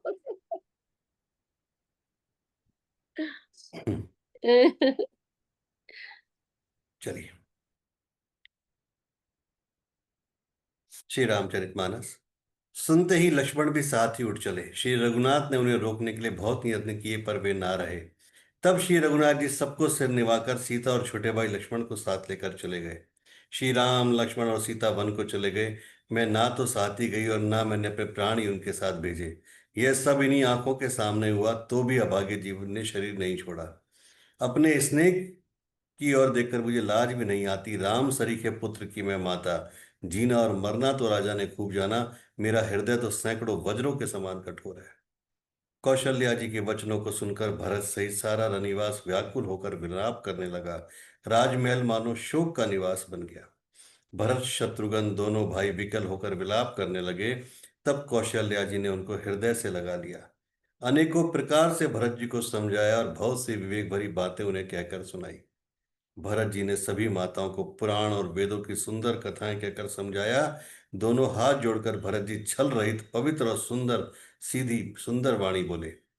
जो पाप माता पिता और पुत्र के मारने से होते हैं, और जो गौशाला और ब्राह्मणों के नगर जलाने से होते हैं, जो पाप स्त्री और बालक की हत्या करने से होते हैं, और जो मित्र और राजा को जहर देने से होते हैं, कर्म वचन और मन से होने वाले जितने पातक एवं छोटे बड़े पाप हैं, जिनको कभी लोग कहते हैं, हे विधाता, यदि इस काम में मेरा मत हो तो हे माता वे सब पाप मुझे लग जाएं। जो लोग श्री हरि और श्री शंकर जी के चरणों को छोड़कर भयानक भूत प्रेतों को बसते हैं, हे माता यदि इसमें मेरा मत हो तो विधाता मुझे उनकी गति दे। जो लोग वेदों को बेचते हैं, धर्म को धो लेते हैं, चुगलखोर हैं, दूसरों के पापों को कह देते हैं, जो कपटी कुटिल कलह प्रिय क्रोधी हैं, तथा जो वेदों की निंदा करने वाले और विश्व भर के विरोधी हैं, जो लोभी लंपट लालचियों का आचरण करने वाले हैं, जो पराये धन और पराई स्त्री की ताक में रहते हैं, हे जननी यदि इस काम में मेरी सम्मति हो तो मैं उनकी भयानक गति को पाऊं। जिनका सत्संग में प्रेम नहीं है, जो अभागे परमार्थ के मार्ग से विमुख हैं, जो मनुष्य शरीर पाकर श्री हरि का भजन नहीं करते, जिनको हरिहर का सुयश नहीं सुहाता, जो वेद मार्ग को छोड़कर वाम मार्ग पर चलते हैं, जो ठग हैं और वेश बनाकर जगत को चलते हैं, हे माता यदि मैं इस भेद को जानता भी हूं तो शंकर जी मुझे उन लोगों की गति दे। माता कौशल्या जी भरत के स्वाभाविक ही सच्चे और सरल वचनों को सुनकर कहने लगी, हे तात, तुम तो मन वचन शरीर से सदा ही श्री राम के प्यारे हो। श्री राम तुम्हें तुम्हारे प्राणों से भी बढ़कर प्राण हैं, और तुम भी श्री रघुनाथ जी को प्राणों से अधिक प्यारे हो। चंद्रमा चाहे विष चुहाने लगे और पाला आग बरसाने लगे, जलचर जीव जल से विरक्त हो जाएं, और ज्ञान हो जाने पर भी चाहे मोह ना मिटे, पर तुम श्री रामचंद्र के प्रतिकूल कभी नहीं हो सकते। इसमें तुम्हारी सम्मति है। जगत में जो कोई ऐसा कहते हैं वे सपन में भी सुख और शुभ गति नहीं पाएंगे। ऐसा कहकर माता कौशल्या ने भरत जी को हृदय से लगा लिया। उनके स्तनों से दूध बहने लगा और नेत्रों में परमाश्रु का जल छा गया। इस प्रकार बहुत विलाप करते हुए सारी रात बैठे बैठे बीत गई। तब वामदेव जी और वशिष्ठ जी आए। उन्होंने सब मंत्रियों और महाजनों को बुलाया। फिर मुनि वशिष्ठ जी ने परमार्थ के सुंदर समयानुकूल वचन कहकर बहुत प्रकार से भरत जी को उपदेश दिया। वशिष्ठ जी ने कहा कि हे तात, हृदय में धीरज धरो और आज जिस कार्य के करने का अवसर है उसे करो। गुरु जी के वचन सुनकर भरत जी उठे और उन्होंने सब तैयारी करने के लिए कहा। वेदों में बताई हुई विधि से राजा की देह को स्नान कराया गया। परम विचित्र विमान बनाया गया। भरत जी ने सब माताओं को चरण पकड़ कर रखा, अर्थात प्रार्थना करके उनको सती होने से रोक लिया। वे रानियां भी दर्शन की अभिलाषा से रह गई। चंदन और अगर के तथा और भी अनेकों प्रकार के अपार कपूर, गूगल, केसर आदि सुगंधित द्रव्यों के भाव से बोझ आए। सरयू जी के तट पर सुंदर चिता रचकर बनाई गई, जो ऐसे मालूम होती थी मानो स्वर्ग की सुंदर सीढ़ी हो। इस प्रकार सब दाह क्रिया की गई और सबने विधि पूर्वक स्नान करके तिलांजलि दी। फिर वेद, स्मृति, प्राण सबका मत निश्चय करके उसके अनुसार भरत जी ने पिता का 10 गात्र विधान किया, 10 दिनों के कृत्य किए।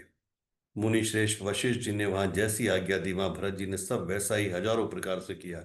शुद्ध हो जाने पर विधि पूर्वक सब दान किए, गाय, घोड़े, हाथी, अनेकों प्रकार की सवारियां, सिंहासन, गहने, कपड़े, अन्न, पृथ्वी, धन, मकान भरत जी ने दिए। भूदेव ब्राह्मण दान पाकर परिपूर्ण काम हो गए। पिताजी के लिए भरत जी ने जैसी करनी की वह लाखों मुखों से भी वर्णन नहीं की जा सकती। तब शुभ दिन शोधकर श्रेष्ठ मुनि वशिष्ठ जी आए और उन्होंने मंत्रियों तथा सब महाजनों को बुलवाया। सब लोग राजसभा में जाकर बैठ गए। तब मुनि ने भरत जी तथा शत्रुघ्न जी दोनों भाइयों को बुलवा भेजा। भरत जी को वशिष्ठ जी ने अपने पास बैठा लिया और नीति तथा धर्म से भरे हुए वचन कहे। पहले तो केकई ने जैसी कुटिल करनी की थी, श्रेष्ठ मुनि ने वह सारी कथा कही। फिर राजा के धर्मव्रत और सत्य की सराहना की, जिन्होंने शरीर त्याग कर प्रेम को निभाया। श्री रामचंद्र जी के गुणशील और स्वभाव का वर्णन करते करते तो मुनिराज के नेत्रों में जल भर आया और शरीर पुलकित हो गया। फिर लक्ष्मण जी और सीता जी के प्रेम की बड़ाई करते हुए ज्ञानी मुनि शोक और स्नेह में मग्न हो गए। मुनिनाथ ने विलक कर दुखी होकर कहा कि हे भरत सुनो, भावी यानी होनहार बड़ी बलवान होती है। हानि लाभ जीवन मरण यश यश यप ये सब विधाता के हाथ है। सुनो भरत भावी प्रबल विलख कहु मुनिनाथ, हानि लाभ जीवन मरण जसु अपजस अपजस विधि हाथ। ऐसा विचार कर किसे दोष दिया जाए और व्यर्थ किस पर क्रोध किया जाए। हे तात, मन में विचार करो, राजा दशरथ सोच करने के योग्य नहीं है। सोच उस ब्राह्मण का करना चाहिए जो वेद नहीं जानता, जो अपना धर्म छोड़कर विषय भोगों में लीन रहता है। उस राजा का सोच करना चाहिए जो नीति नहीं जानता, जिसको प्रजा प्राणों के समान प्यारी नहीं है। उस वैश्य का सोच करना चाहिए जो धनवान होकर भी कंजूस है और जो अतिथि सत्कार तथा शिव जी की भक्ति करने में कुशल नहीं है। उस शूद्र का सोच करना चाहिए जो ब्राह्मणों का अपमान करने वाला, बहुत बोलने वाला, मान बढ़ाई चाहने वाला और ज्ञान का घमंड रखने वाला है। पुनः उस स्त्री का सोच करना चाहिए जो पति को छलने वाली, कुटिल, कलह प्रिय, स्वेच्छारणी है। उस ब्रह्मचारी का सोच करना चाहिए जो अपने ब्रह्मचार्य व्रत को छोड़ देता है और गुरु की आज्ञा के अनुसार नहीं चलता। उस गृहस्थ का सोच करना चाहिए जो मोहवश कर्म मार्ग का त्याग कर देता है। उस सन्यासी का सोच करना चाहिए जो दुनिया के प्रपंच में फंसा हुआ और ज्ञान वैराग्य से हीन है। वानप्रस्थ वही सोच करने योग्य है जिसको तपस्या छोड़कर भोग अच्छे लगते हैं। सोच उसका करना चाहिए जो चुगलखोर है, बिना ही कारण क्रोध करने वाला है तथा माता पिता, गुरु, भाई, बंधुओं के साथ विरोध रखने वाला है। सब प्रकार से उसका सोच करना चाहिए जो दूसरों को अनिष्ट करता है, अपने ही शरीर का पोषण करता है, बड़ा भारी निर्दयी है। और वह तो सभी प्रकार से सोच करने योग्य है जो छल छोड़कर हरि का भक्त नहीं होता।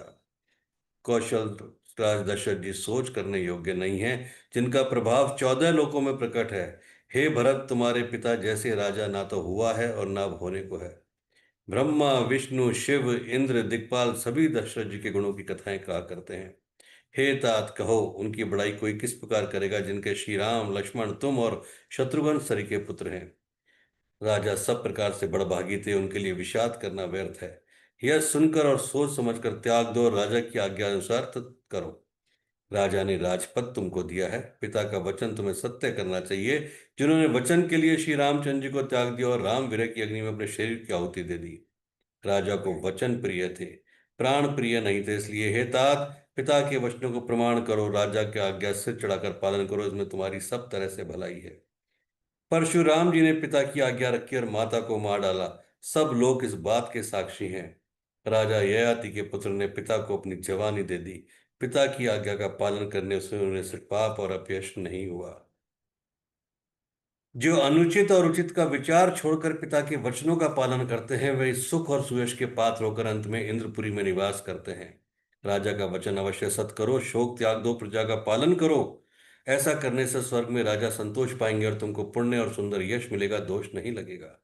यह वेद में प्रसिद्ध है और स्मृति पुराण सभी शास्त्रों के द्वारा सम्मत है कि पिता जिसको दे वही राज तिलक पाता है। इसलिए तुम राज्य करो, ग्लानि का त्याग कर दो, मेरे वचन को हितकर मानो। इस बात को सुनकर श्री रामचंद्र जी और जानकी जी सुख पाएंगे और कोई पंडित इसे अनुचित नहीं कहेगा। कौशल्या जी आदि तुम्हारी सभी माताएं भी प्रजा के सुख से सुखी होंगी। जो तुम्हारे और श्री राम जी के श्रेष्ठ संबंध को जान लेगा वह सभी प्रकार से तुमसे भला मानेगा। श्री रामचंद्र जी के लौट आने पर राज्य उन्हें सौंप देना और सुंदर स्नेह से उनकी सेवा करना। मंत्री हाथ जोड़कर कह रहे हैं, गुरु जी की आज्ञा अवश्य पालन कीजिए। श्री रघुनाथ जी के लौट आने पर जैसा उचित हो तब वैसा ही कीजिएगा। कौशल्या जी भी धीरज धरकर कह रही हैं कि हे पुत्र, गुरु जी की आज्ञा पथ्य रूप है, उसका आदर करना चाहिए और हित मानकर उसका पालन करना चाहिए। काल की गति को जानकर विषाद का त्याग कर देना चाहिए। श्री रघुनाथ जी वन में हैं, महाराज स्वर्ग का राज्य करने चले गए और हे तात तुम इस प्रकार कातर हो रहे हो। हे पुत्र, कुटुंब प्रजा मंत्री सब माताओं के सबके तुम एक ही सहारे हो। विधाता को प्रतिकूल और काल को कठोर देकर धीरज धरो। माता तुम्हारी बलिहारी जाती हैं। गुरु की आज्ञा सिर चढ़ाकर उसी के अनुसार कार्य करो और प्रजा का पालन कर कुटुंबियों को दुख हरो। भरत जी ने गुरु के वचनों मंत्रियों के अभिनंदन को सुना। उनके हृदय के लिए मानो चंदन के समान थे।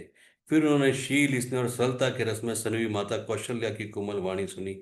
सरलता के रस में सुनी हुई माता की वाणी सुनकर भरत जी व्याकुल हो गए। उनके नेत्र कमल हृदय के वीर रूपी नवीन अंकुर को सींचने लगे। नेत्रों के आंसुओं ने उनके वियोग दुख को बहुत ही बढ़ाकर उन्हें अत्यंत व्याकुल कर दिया। उनकी वह दशा देखकर उस समय सबको अपने शरीर की सुध बुध फूल गई। तुलसीदास जी कहते हैं, स्वाभाविक प्रेम की सीमा श्री भरत जी की सब लोग आदर पूर्वक सराहना करने लगे। धैर्य की धूरी को धारण करने वाले भरत जी धीर धीरज धरकर कमल के समान हाथों को जोड़कर वचनों को मानो अमृत में डुबोकर सबको उचित उत्तर देने लगे। श्री राम जय राम जय जय राम। श्री राम जय राम जय जय राम। श्री राम जय राम जय जय राम। श्री राम जय राम जय जय राम। है किसी का कोई क्वेश्चन? क्या हुआ माधवी, क्या बोल रहे हो? क्या क्वेश्चन है? कल का अधूरा है ना गुरु जी, क्या है कल का? कि क्या था मैं भूल गई। जो लोग सुसाइड करते हैं उनका क्या सुसाइड होता है? के केसेस के ऊपर भूल गए। जो लोग सुसाइड करते हैं, जैसे कल भी बात हुई थी कि अगर किसी की एज 70 साल है और 30 साल में हुआ तो 40 साल तो भटकना ही है, उसमें तो कोई कुछ नहीं कर सकता, ये तो तय है। ठीक है। अब बात आती है कि उनकी गति कैसे होती है। तो वो जो गति होती है वो गति डिपेंड करेगी कि वो जो 30 साल तक रहे वो किस कंडीशन में, उनके कर्म कैसे थे। क्या वो झूठ बोलने वाले थे, क्या वो छल कपट करने वाले थे, क्या वो दूसरों को परेशान करके उनको मजा आता था, तब तो उनकी गति होना नामुमकिन है। आप गया जी ले जाओ किसी भी, गया जी, पहली बात तो सबसे बड़ा एक जो मिथ है ना, एक जो भ्रम है उसको मिटाना बहुत जरूरी है। वो ये है कि गया जी जाने से ऐसा नहीं होता कि आपने अपना कोई पितृदोष शांत करा लिया, आपने काल सर्प दोष शांत करा लिया, या आपने किसी को गति करा दी। गया गति नहीं है। और ये सबसे बड़ा भ्रम है लोगों के, हम तो जी गया जी हुआ है, हम तो जी गया जी, नहीं। गया कहीं भी गति नहीं। गंगा में डुबकी लगाने से अगर पाप धुल जाते फिर तो हरिद्वार वाले तो रोज ही डुबकी लगाते हैं। फिर तो हम ये कहते हैं हरिद्वार वाले सारे स्वर्ग की सीट रिजर्व है। काशी वाले रोज डुबकी लगाते हैं। जहाँ जहाँ से गंगा बह रही हैं, जहाँ जहाँ से यमुना बह रही हैं, जहाँ जहाँ से सरस्वती बह रही हैं, जहाँ जहाँ से नर्मदा बह रही हैं, गोदावरी बह रही हैं, शिप्रा बह रही हैं, सब सब तो सब पवित्र हो गए? नहीं, ऐसा कहीं नहीं। ये केवल हमारे मन का भ्रम है और पंडितों के बनाए हुए जाल हैं, और कुछ नहीं। आपकी गति आपके कर्मों से होगी, आपकी गति आपकी बुद्धि से होगी, और आपकी गति आपके इष्ट, आपके कुल के देवी देवता या आपके गुरु के आशीर्वाद से होगी। इसके अलावा कोई दुनिया की ताकत नहीं है। कुल के देवी देवता और इष्ट भी 1% तक आपकी चीजों को ठीक कर सकते हैं, लेकिन अगर 100% इसे रिमूव करना है तो वो तो पूरी ताकत सृष्टि में केवल एक ही को दी गई, वो है गुरु। बाकी किसी को नहीं दी गई। ईश्वर भी कहते हैं कि नहीं, हम भी नहीं करेंगे।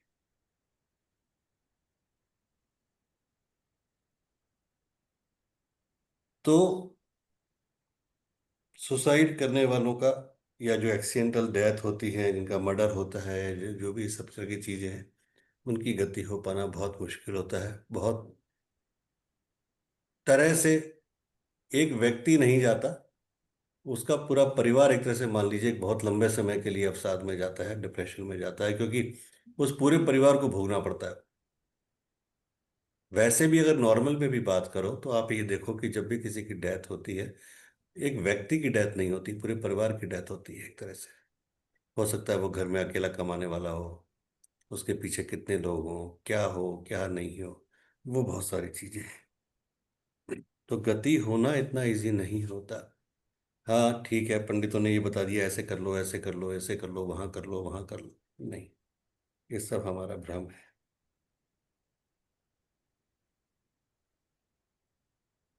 गुरुदेव, तो जो जो सुसाइड करता है, बराबर है, उसका अगर नेचर ही कुछ ऐसा है तो उसका तो कभी होगा ही नहीं ना, उसकी गति तो कभी होगी ही नहीं।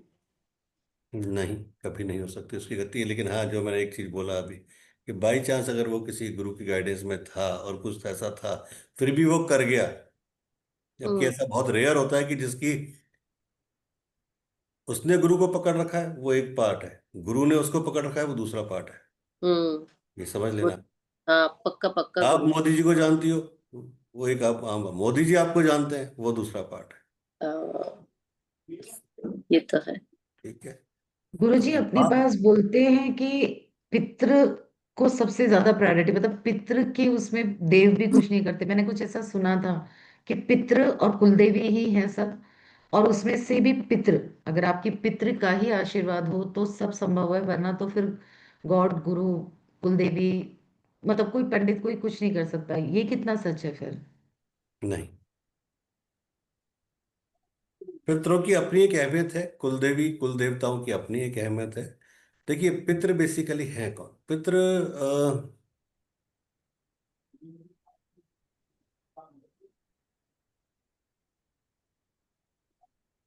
स्टेप बाय स्टेप बात करें तो अगर आपके पितृ सेटिस्फाई हो गए तो आपकी कुल देवी कुल देवता सेटिस्फाई हो जाते हैं। गुरु टोटली एक अलग डिफरेंट पार्ट हो गया। मैंने क्या बोला कि अगर गुरु की अगर प्रॉपर ब्लेसिंग्स हो और उनकी प्रॉपर आशीर्वाद हो, फिर तो वो सारी चीजें, पितृ चाहे नाराज हो चाहे कुल देवी देवता नाराज हो, लेकिन गुरु कभी हस्तक्षेप नहीं करते, ये ध्यान रखना। वो इन दोनों को मनाते हुए ही आपको वहां से गति दिलवाएंगे। वो भी ऐसा रास्ता बताएंगे जिससे ये दोनों माने, क्योंकि वो, ये सबसे बड़ी एक जो गलतफहमी है ना कि गुरु जो चाहे वो कर सकते हैं, पक्की बात है, लेकिन वो कहते ना कि होई वही जो राम रचि राका, वो उस राम के रचे हुए को ही इस तरह से पलटेंगे। पलटेंगे मीन्स इस तरह से इस डायरेक्शन को घुमा देंगे कि वो राम का रचा भी हो जाए और आपको गति भी मिल जाए। मुझे कोई रेस्टोरेशन, कोई वो ही नहीं दिख रहा। मैं पिछले 2004 से ये मैंने सवाल एक किया। मैंने एक कहानी सुनाई थी, आपको सुनाता हूँ, पता नहीं आप थी नहीं थी, आपको सुनाता हूँ। एक राजा थे, और राजा थे तो डेफिनेटली पैसा, साम्राज्य, सब कुछ था, है ना। केवल एक ही चीज की कमी थी, औलाद। औलाद नहीं थी। बार बार अपने गुरु से बोलते थे, बार बार अपने जो राज ज्योतिषी हैं उनसे बोलते थे कि बच्चे प्लीज, मेरे और सब कुछ मेरे पास है, धन, यश, वैभव, ताकत, पर औलाद का दुख जो है वो मुझसे नहीं सहा जाता। एक बार उनके जो गुरु थे, जिनको वो मानते थे, वो आए और उन्होंने उनके चरण पकड़ लिए। राजा ने कि मेरे सब कुछ है लेकिन औलाद का सुख नहीं है। गुरु ने अपनी त्रिकालदर्शी दृष्टि से देखा कि इसके भाग्य में दो संतान है, लेकिन दोनों संतानों का सुख इनको नहीं मिलेगा। जैसे ही वो संतान होंगी, कुछ ऐसी लीला रची जाएगी कि राजा को उनका सुख नहीं मिलेगा और वो संतानों का जीवन भी वो हो जाएगा। लेकिन राजा ने जिद पकड़ ली। अब गुरु तो बोले ठीक है चलो, अब तो जिद ही पकड़ लिए, तो उन्होंने कहा ठीक है, तुम्हारे बच्चे हो जाएंगे, लेकिन ये तुम्हारी और मेरी अंतिम मुलाकात होगी। ठीक है जी, गुरुदेव चल दिए। अगले साल रानी को बच्चे हो गए, एक बेटा हुआ और उसके करीबन 1 साल बाद बेटी हो गई। जब बेटा और बेटी हो गए दोनों, तो कुछ ऐसा हुआ कि राजा रानी बच्चों में मस्त हो गए, थोड़ा सा उनका राज्य की तरफ कम हो गया रुझान। और अपने ही लोगों ने, जिसे कहते हैं विभीषण, अपने ही लोगों ने मिलके पड़ोसी राज्यों के साथ मिलकर उस राज्य पर अटैक कर दिया और राजा रानी दोनों मारे गए। अब पुत्र था 6 साल का और पुत्री थी करीबन 9 साल की। ओ सॉरी, पुत्र था 6 साल का और पुत्री थी करीबन 3 साल की। पुत्र किसी तरह से भागा वहां से, दोनों भागे, पुत्री बिछुड़ गई और दोनों अलग अलग हो गए। अब आप विधि का विधान देखिए कि पुत्र एक गांव में खेती कर रहा है और अपना पेट पाल रहा है, और उसके पास एक बैल है जिस बैल के सहारे वो चलता है, और उस बैल का एक सींग टूटा हुआ है। ठीक है, लेकिन चूंकि वो एक ऐसे राजा का पुत्र था जो धर्म परायण थे, निष्ठा रखते थे, पूजा पाठी थे, गुरु में बिलीव करते थे, तो उसके अंदर भी वही सारे गुण आए। सेम बेटी के अंदर भी वही गुण आए। ठीक है, चलिए, कुछ सालों बाद गुरुदेव का आगमन हुआ। तो गुरुदेव ने जब देखा, त्रिकालदर्शी थे, पता तो सब था, आए तो गांव वालों से पूछा कि कहाँ हैं दोनों बच्चे। तो किसी ने बताया कि जी राजकुमार तो उस गांव में ऐसा कर रहे हैं, और बेटी के लिए बोला गया है कि वो उसका मत पूछिए। तो गुरुदेव ने जब वापस त्रिकालदर्शी दर्शी से देखा तो सब कुछ देख लिया, पर फिर भी उन्होंने बोला कि बताओ क्या है, कि जी वो देह व्यापार में लिप्त हो गई है।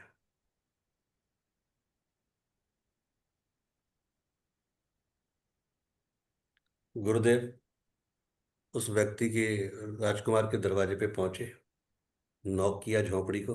राजकुमार बाहर आया, गुरुदेव ने उसको अपना परिचय दिया। परिचय पाते ही वो उनके चरणों में गिर पड़ा। बहुत तमीज के साथ, बहुत आदर के साथ अपने गुरु को अंदर लेके गया, जो सेवा करता कर सकता था सेवा की। बोले विश्राम कीजिए। गुरुदेव विश्राम, बोले तुम सो, मैं भी सोता हूँ। गुरुदेव ने कहा जीविकोपार्जन कैसे करते हो? बोले जी ये बैल है, इसके कमाता हूँ। एक काम करो जी, कल सुबह जाके इस बाजार में इस बैल को बेच दो। तो राजकुमार चौंक गया कि ये क्या हुआ, एक ही तो सहारा है जिससे मेरी कमाई होती है, जिससे मेरा घर चलता है। गुरुदेव ने तो कह दिया इसको ही बेच दो, तो मैं खाऊंगा क्या, पीऊंगा क्या? कि नहीं, इसको बेच दो। अब वो एक ऐसे राजा का पुत्र था जिसने गुरु की आज्ञा कभी नहीं टाली। फिर उसके मन में आया कि गुरु की आज्ञा टाल के अगर मुझे 56 भोग भी मिले तो वो 56 भोग भी मेरे लिए दुष्कर हैं। बजाय गुरु की आज्ञा मानकर अगर मुझे भीख भी मांगनी पड़े तो मुझे वो मंजूर है, और गुरु की आज्ञा को मैं नहीं टालूंगा। बैल बेचना है तो बेचना है। तो उसने उसको बैल बेच दिया। तो उसको 5 सिक्के मिले सोने के। ले आया, गुरुदेव के चरणों में रख दिए 5 सिक्के, ये जी गुरुदेव। गुरुदेव ने बोला अभी तक क्या कमाते थे? बोले जी तांबे के सिक्के मिलते थे, ये मिलते थे, ये तो पहली बार मिले हैं। और तो चलो एक काम करो, एक सिक्का तो अपने पास रखो, जो तुम्हें खाना पीना है, जो तुम करते हो वो करो। 4 सिक्के दान कर दो, भंडारा लगा दो। फिर चौंक गया कि यार ये अजीब कहानी है, एक बैल था वो भी बेच बिकवा दिया, अब ये 4 सिक्के आए थे, अभी करेंगे ये भी भंडारा लगा दो। इनका भंडारा लगा दो, मैं क्या खाऊंगा, फिर मैं भी भंडारे में खड़ा हो जाऊँ जाके। लेकिन गुरु ने बोला है तो क्या करें। मैं बड़े दिल से उसने किया, बहुत दिल से किया। लोग बाग आए, बहुत भंडारे में खाए। रात हो गई जी, रात हो गई। राजकुमार सो रहा है, सोच रहा है कल का क्या होगा, कल का क्या होगा। अचानक उसे दरवाजे पे एक आहट सुनाई दी। जाके देखता है तो वही बैल खड़ा हुआ है। बोले बैल कहाँ से आ गया? लेकिन उसने देखा ये बैल तो मेरा नहीं है तो बैल ऐसा ही एक सींग वाला है, पर मेरा तो नहीं है। तो उसने, गुरुदेव ने कहा क्या हुआ? बोले एक बैल खड़ा हुआ है जी। कोई बात नहीं, खड़ा है तो क्या है, कल सुबह जाओ बाजार में बेच दो। बोले जी मेरा तो है ही नहीं, मुझे अभी किसने पकड़ लिया तो इसका मालिक आ गया असली तो मारेगा मुझे। बोले मैं कह रहा हूँ बेच दो। फिर बेच दिया। अगले दिन इस बार 5 की जगह 7 मोहरें मिली। अब क्या करूं जी, कि 2 मोहरें रखो, 5 का भंडारा करो। फिर भंडारा चालू। करते करते जी ये नियम चलता रहा और रोज बैल आता गया, रोज 1 से 2 2 मोहरें, 2 से 10, 10 से सैकड़ों मोहरें हुई। एक दिन उसने सोचा, यार मैं कहाँ एक तांबे के सिक्के, 2 सिक्के पे अपनी आजीविका चला रहा था और गुरुदेव की बातें मानकर मेरे पास अनगिनत स्वर्ण मुद्राएं हो गई। और दूसरी बात, सबसे बड़ी बात क्या हो गई कि जहां मैं कल तक खुद कई बार एक समय भूखा रहता था, आज भंडारा चला चला के मेरा नाम, मेरा यश इतना फैल रहा है कि वो देखो भंडारा करा रहे हैं, कर रहे हैं, किसी को भूखा, कोई उनके घर से भूखा नहीं जा सकता। मेरा तो यश बढ़ता जा रहा है, कीर्ति बढ़ती जा रही है, और मेरे को तो लोग बाग पता नहीं दानवीर और ना जाने किन किन नामों से मेरे को उपमाएं दे रहे हैं।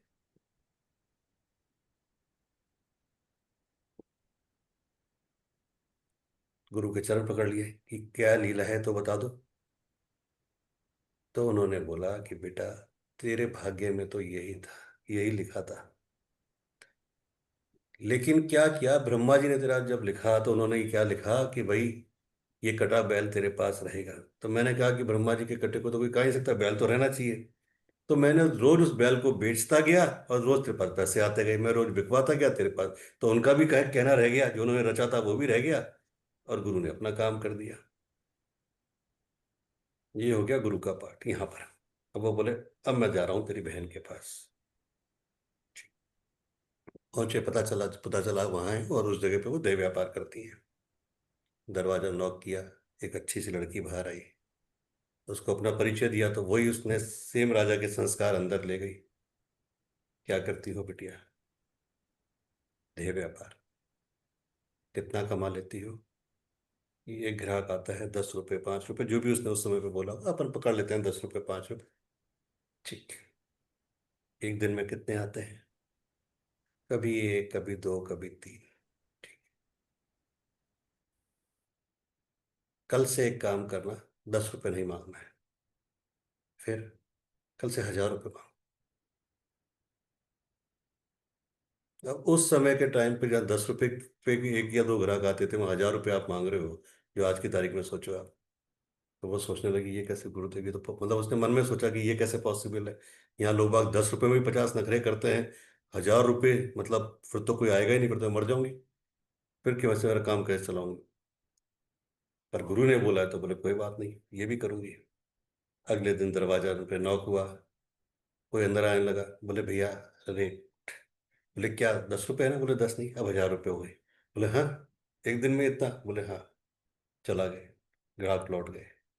1 दिन, 2 दिन, 3 दिन, भूखे मरने की नौबत आ गई। गुरुदेव, गुरुदेव बोले नहीं, 1000 रुपये। चौथे दिन दरवाजा नॉक हुआ, खोला। क्या रेट? बोले 1000 रुपये। बोले चलो। वो अंदर आ गया व्यक्ति। जब वो व्यक्ति अंदर आ गया और वो उसको अपने रूम में लेके गई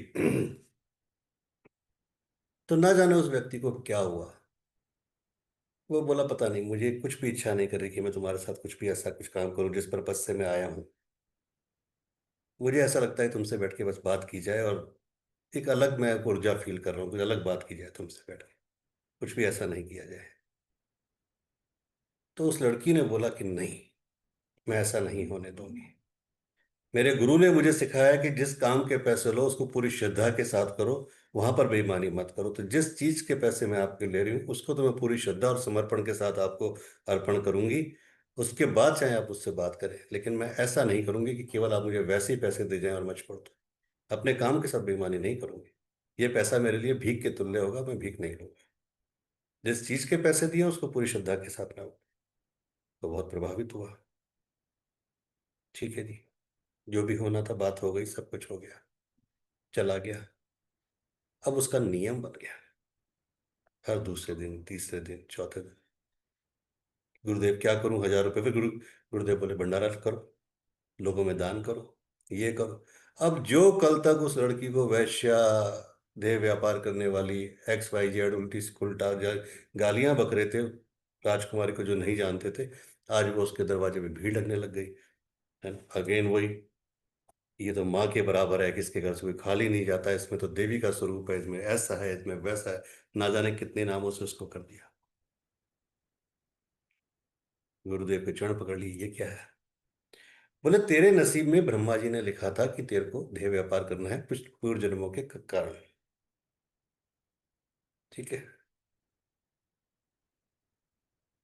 लेकिन मैंने क्या किया, मैंने उनके रचे को नहीं काटा, मैंने बस तेरी अहमियत को बढ़ा दिया, उसको टर्न कर दिया। आज भी तो वही कर रही है, मैं तेरे से कुछ भी तेरे को नहीं कहा छोड़ दे, आज भी वही हो रहा है। लेकिन वहां करके तू केवल अपना जीविकोपार्जन कर रही थी, आज उसी काम को करके तू हजारों लाखों लोगों का जीविकोपार्जन कर रही है, उनको भंडारा कर रही है। तो गुरु ये करता है, रचे हुए को नहीं काटता कभी, वो पॉसिबल ही नहीं है काट दे। तो जो आपके पितृ कुल देवी जो भी आपने क्वेश्चन किया वो कभी नहीं काटेगा, बस उसको गाइड करके उस रास्ता ऐसा बना देगा कि वो रास्ते अपने आप खुल जाएंगे।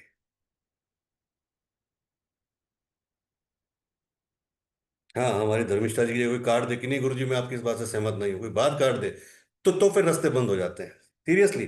और ये केवल धर्मिष्ठा जी की बात नहीं है, ऐसा नहीं कि मैं इनके लिए बोल रहा हूँ, ये हमेशा होता है, अक्सर ऐसा ही होता है, क्योंकि कलयुग है ना, कलयुग में तो हम अपना लॉजिक लगाते हैं कि नहीं नहीं आप तो गलत हो, हम तो अपने तरीके से करते हैं, नहीं नहीं गुरुदेव ये नहीं। वहाँ समर्पण तो है ही नहीं ना, क्योंकि समर्पण कहाँ है फिर तो बस लॉजिक ही है अपना कि नहीं यहाँ आप गलत हो, यहाँ मैं सही हूँ।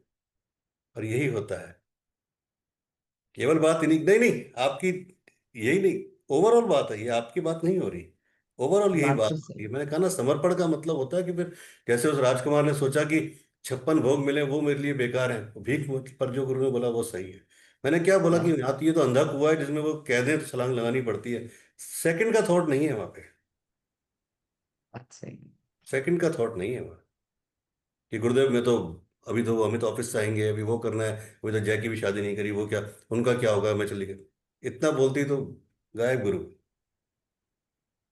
गुरु जी ऐसे गुरु वो है मिलेंगे ना कहाँ जो हमें। विक्रम बेताल में कि तू बोला और मैं चला, मैं चला। बस यहाँ तो यही है कि तू बोला और मैं चला बस। तो गुरुदेव, हमें ऐसे गुरु मिलेंगे भी कहाँ हम गुरु जी। मैं ना, गुरुदेव 1 हफ्ते से तो मैंने शादी का भी बाबालाल को छोड़ दिया, मुझे तो ये भी हेडेक लगता है, बच्चों से शादी कराओ, उनको सेट करो, क्या ये तो फिर शादी होगी फिर उनके बच्चे होंगे, फिर मैं तो उसी में लगी रहूंगी, मुझे तो ये सब झंझट लगता है, मुझे कुछ नहीं चाहिए गुरुदेव, मुझे एकदम फ्रीडम पूरी चाहिए। दुनिया का सबसे बड़ा भ्रम है कि अपने हैं, कोई अपना नहीं है यस, गुरुदेव, ये कोई नहीं। पूरी एग्जैक्टली। दुनिया का सबसे बड़ा भ्रम है कि अपने हैं। जब एग्जैक्टली। हकीकत में देखोगे ना, कभी एनालिसिस करोगे तो कोई आपका नहीं है, सिवाय धर्मिष्ठा धर्मिष्ठा की है, सिवाय माधवी माधवी की है, बाकी कोई अपना नहीं है। कोई अपने सब एक डीपी में स्वार्थ भी से नहीं जुड़े हुए हैं, जाते। सब एक स्वार्थ से जुड़े हुए हैं आपके साथ। सही है। आप पूरी जिंदगी, एक बात बताओ, ये तो बिल्कुल क्लियर है, साइकिल चल रही है, सबको पता है, अपन रोज पेपर में भी पढ़ते हैं, आप अपने सोशल सर्कल में देख लो, अपने फ्रेंड सर्कल में देख लो, अपने रिश्तेदारी में देख लो कि अरे भाई उसके बच्चे की शादी हो गई, उसने माँ बाप को घर से बाहर निकाल दिया, वृद्धाश्रम में माँ बाप से अलग हो गया, किराए पे चला गया, वो अलग हो गया, पूरी जिंदगी माँ बाप उस बच्चे की खातिर अपनी खुशियों को मारते हैं, अपनी खुशियों को गला दबाते हैं, अपनी खुशियों की आत्महत्या करते हैं रोज, है ना, एक साड़ी में बेचारी माँ वो करती है, या पता नहीं क्या क्या करते हैं। तो साइकिल चलती जा रही है, और फिर भी सब वही कर रहे हैं, सब कुछ वही कर रहे हैं, सब कुछ वही कर रहे हैं। आज पूनम जी कंटिन्यू लगी हुई हैं, गुरुदेव तेजल का ये हो जाए, उसका ये ऐसा हो जाए, पता नहीं कितनी अपनी खुशी को मारती होंगी, कितना जीती होंगी, क्या करती होंगी, वो उन्हीं को पता है ना, उन्हीं को पता है किस वजह से बच्चों का क्या करती होंगी। और कभी वो बच्ची का जब मौका आएगा सब कुछ हो जाएगा, आपको क्या पता है, आपकी समझ से तो कुछ होनी है, आपको पता क्या है यहाँ पे अभी क्या चलता है, एक सेकंड लगेगा बोलने में, सेकंड लगता है। पर वो क्या है ना गुरु जी, पूत कपूत सुने हैं पर ना माता सुने कुमाता। वो बात हम कर ही नहीं रहे, लेकिन बात यह है कि जो सच, हम केवल गीता के पाठ पे जा रहे हैं, बिल्कुल अभी इस जी, समय हम उस पे चल रहे हैं, है ना। मैंने क्या बोला, गीता इतनी आसान नहीं है समझना, और देखा है तो बहुत इजी है बिल्कुल समझना। नहीं। सब कुछ बिल्कुल आपके इजी सामने नहीं। क्लियर है, होना चाहिए सब वो कुछ क्रिस्टल क्लियर है, जो वो मैंने बोला एक एक प्रॉब्लम। चीज क्रिस्टल क्लियर है, बट हम उसको स्वीकार नहीं कर रहे। नहीं कर रहा। ट्रू। कहते हैं ना, एक्सेप्टेंस सबसे बड़ी एक वो है कि एक्सेप्ट नहीं करता इंसान, कि ऐसे कैसे पॉसिबल है, ऐसे कैसे छोड़ दें, एक्सेप्टेंस आ जाए फिर तो सब कुछ आ गया। गुरुदेव मुझे सपना आया था 3-4 दिन पहले कि जय की डेथ हो गई, तो हम्म। फिर जो इनका बेटा है। हाँ, तो उसकी डेथ हो गई, तो फिर एक एक मोमेंट पे मुझे आंसू आ गए उस टाइम पे। फिर मैंने बाबा लाल जी को बोला कि अगर आपने यही लिखा है तो इट्स ओके, उसकी, हाँ बस उस आत्मा की जर्नी है ना वो अच्छी करे, वो आत्मा अच्छे कर्म करे जहां पे भी जाए। तो मुझे लगा नहीं, ये जो रोना धोना है और वो सब है, वो भी एक बंधन है, उसमें भी उसकी भी मुक्ति है। अगर वो चला जाता है तो उसकी मुक्ति है। ऐसा क्या है कि कोई रहे या ना रहे, ऐसा हो। हम्म। आचार्य रजनीश जो थे वो कहा करते थे कि मृत्यु शोक नहीं, मृत्यु उत्सव है। और उन्होंने अपने हर जगह हर प्रवचन में एक ही चीज बोली है कि मृत्यु शोक नहीं है, मृत्यु उत्सव है, उसको उत्सव की तरह मनाना चाहिए। साउथ में वही मनाते हैं, नॉनवेज खाते हैं, और शव यात्रा भी बैंड बाजे, जो उनके घर में ड्रिंक्स है ड्रिंक्स, फिर वापस घर जाके नॉनवेज, आस पड़ोस को बुला के। साउथ में है, यहाँ पे होता है, हमने देखा है। हाँ तो भाई एक चीज समझ के चलिए ना कि कोई भी ये नहीं चाहता कि मेरा व्यक्ति जाए। कौन चाहेगा मुझे बताना। आज पूनम जी हैं, मान लीजिए राधिका जी हैं, क्या वो चाहेंगे उनके फादर मदर चल जाए? कोई चाहेंगे? नहीं चाहिए। नहीं चाहेंगे। लेकिन विडंबना क्या होती है, देखो विडंबना यही है, हमें सब कुछ पता है लेकिन गलत है। मतलब एक वैसे बता रहा हूँ जनरल टर्म्स में, लड़का नहीं चाहता मेरे माँ बाप जाए, लड़की नहीं चाहते मेरे माँ बाप जाए। अब लड़की कहती है अरे यार ये सास ससुर मेरे माथे पे बैठे हुए हैं, ये कब तक बैठे रहेंगे, क्यों नहीं चलटते? क्या फिर उसको वहां वो सास ससुर दिखते हैं, माँ बाप नहीं दिखते। इस लड़ते के लड़का कहता है यार ये मेरे सास ससुर बड़े इंटरफेरेंस करते हैं, ये क्यों नहीं चलटते? और अपने अपने पार्ट पे करें, दोनों ना जाए, उधर दोनों कह रहे हैं कि ये क्यों नहीं चलटते तो हम सुखी हो। सोचो आप, क्या विडम्बना है ये। और अगर जाएगा ही नहीं कोई, तो कहते हैं ना कि जब तक पेड़ से पुराने पत्ते नहीं गिरेंगे तो नए पत्ते कैसे आएंगे पेड़ में? पॉसिबल ही नहीं है। तो ये एक्सेप्टेंस आना बहुत जरूरी है, चीजों को समझना बहुत जरूरी है। जहां तक बात रही कि आपके पितरों की और कुल के देवी देवताओं की, तो हाँ, पितृदोष मैक्सिमम उन्हीं घरों में लगता है जहां या तो सुसाइड हुआ हो, पहला। दूसरा, वैसे तो थाउजेंड्स ऑफ रीजंस हैं पितृदोष की, अगर हम कोर्स पे आ जाएं तो फिर तो बहुत सारी बातें कर लेंगे, लेकिन मोटा मोटी बात कर लेते हैं। तो जहाँ पे सुसाइड हुआ हो, पहला। कहते हैं कि जब भी कभी जिस घर में सुसाइड हो जाए और कभी आपकी गाड़ी से कोई एक्सीडेंट में कोई डेथ हो जाए, चाहे आपकी जो गाड़ी में बैठे हैं उनकी या सामने वाले की, तुरंत उस दोनों चीजों को त्याग देना चाहिए, तुरंत। अगर आप फिर भी पकड़ के बैठे हो तो आप खुद गड्ढे में गिरने की तैयारी करते जा रहे हो, डे बाई डे। खुद भी गिर रहे हो और अपने परिवार को भी गिराने की तैयारी कर रहे हो। नंबर एक। नंबर दूसरा, जिस घर में लेडीज को बहुत ज्यादा सताया गया हो, लेडीज की बददुआएं निकली हो कि हस्बैंड मार रहे हैं, पीट रहे हैं, अब्यूजिव हो रहे हैं, और वाइस वर्सा हो सकता है कि कुछ भी हो सकता है, मतलब केवल ऐसा ही नहीं कि लेडीज की बात हुई, तो वाइस वर्सा भी हो सकता है।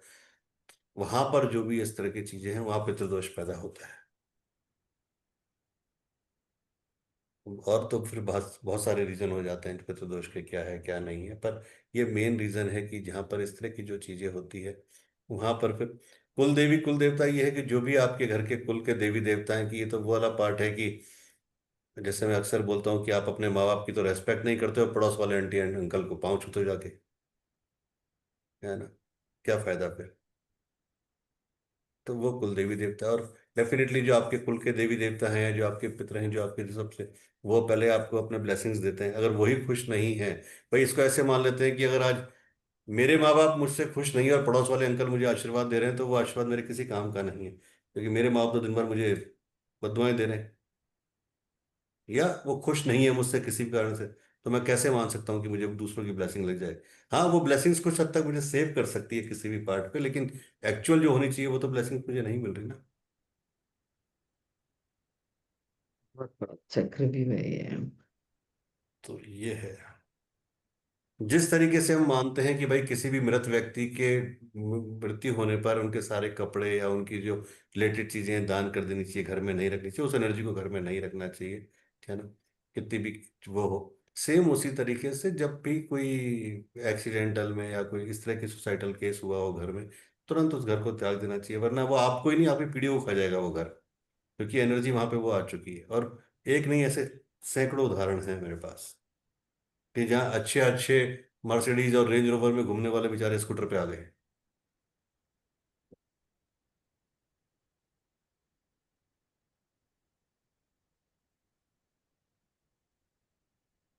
दिस हाँ जी माँ जी सोल्यूशन, बोलो।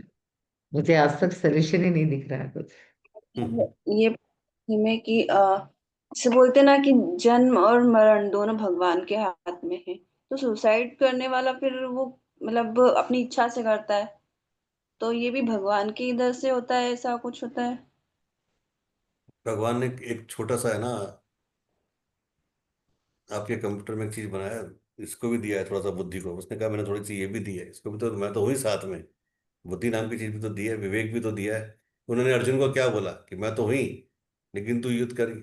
उसने ये भी तो बोला कि हाँ इस तरह की कोई चीजें नहीं करनी है। हर चीज का ब्लेम हम भगवान पे नहीं डाल सकते ना।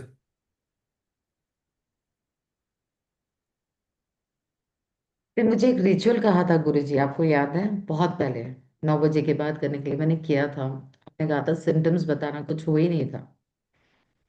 नहीं मुझे याद नहीं आ रहा भी मैंने क्या बोला था आपको। जब अपन शाबर मंत्र का कोर्स कर रहे थे, तब आपने बताया था नौ आप बजे मुझे के भेज बाद देना एक। एक बार क्या रिचुअल बताया था, मुझे ऑडियो भेज देना, मैं एक बार रिकॉग्नाइज करूंगा तब देखूंगा।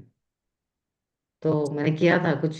उन लोग आपने कहा था कुछ देखना, कुछ तो आपको साइन मिलेगा, पर नहीं मिला था। मैंने तब भेजा था वॉइस, फिर एक तो मैं आपने भेजती जो हूँ। एनर्जी, जो मैंने कल भी आपसे कहा था, धर्मिष्ठा जी ने भी उसमें एक्सेप्टेंस दी थी कि जो आपने एनर्जी लगा रखी है ना सामने ही, वो बहुत हाँ, गलत। आज बात की हूँ, आज बात की हूँ, पर मौन है, अभी तक जवाब नहीं आया। मैंने बोला मैं फोर्स नहीं करूंगी, आगे मर्जी। अगर बेटियां मेरी तो तुम्हारी भी, आगे तुम जानो, तुम्हारी मर्जी। फोर्स नहीं करूंगी। You know better. तो अभी तो जिप पाउच है, देखते हैं। एक्चुअली पापा जी मम्मी जी को पहले मारे, पूजा को फिर मारे, फिर खुद को मारे। ये डबल टिबल टिबल दोष है इन पर। क्या समझ बात है भाई, तो एक पहले तरह से देखा जाए तो ये तो दो मर्डर हो गए। जी भाई इसको अगर बिल्कुल लीगल भाषा में बोले तो दो मर्डर हो गए, जी उनके है ना। पास गन थी। तो पहले दोनों को, पहले मम्मी फिर पूजा को फिर खुद को किए थे। तो मैं हमेशा बोलती तो हूँ, पर तो दो मर्डर हर और किसी। सुसाइड हो गया ना सीधा सीधा। सीधा लखनऊ में हुआ था। लखनऊ में। और लखनऊ में थे ये लोग तीनों। अच्छा अच्छा। तब लखनऊ में थे ये, बस 10 दिन पहले ही आए थे। वहीं थे ये, हस्बैंड मेरे 10 दिन पहले ही आए थे। फिर एग्जैक्टली मार्च में, मतलब ये फेब एंड में कुछ आए थे, मार्च 12 को ये हुआ था। और एज क्या थी तीनों की, रफली आइडिया। पापा 50-60s, पूजा 27। मैं और पूजा साथ same school, same sorry college में हम मिले थे, इंटर फर्स्ट ईयर में मिले थे। ओके। तो I think that time within 30, twenty eight और वो 30 अनमैरिड थी उस समय।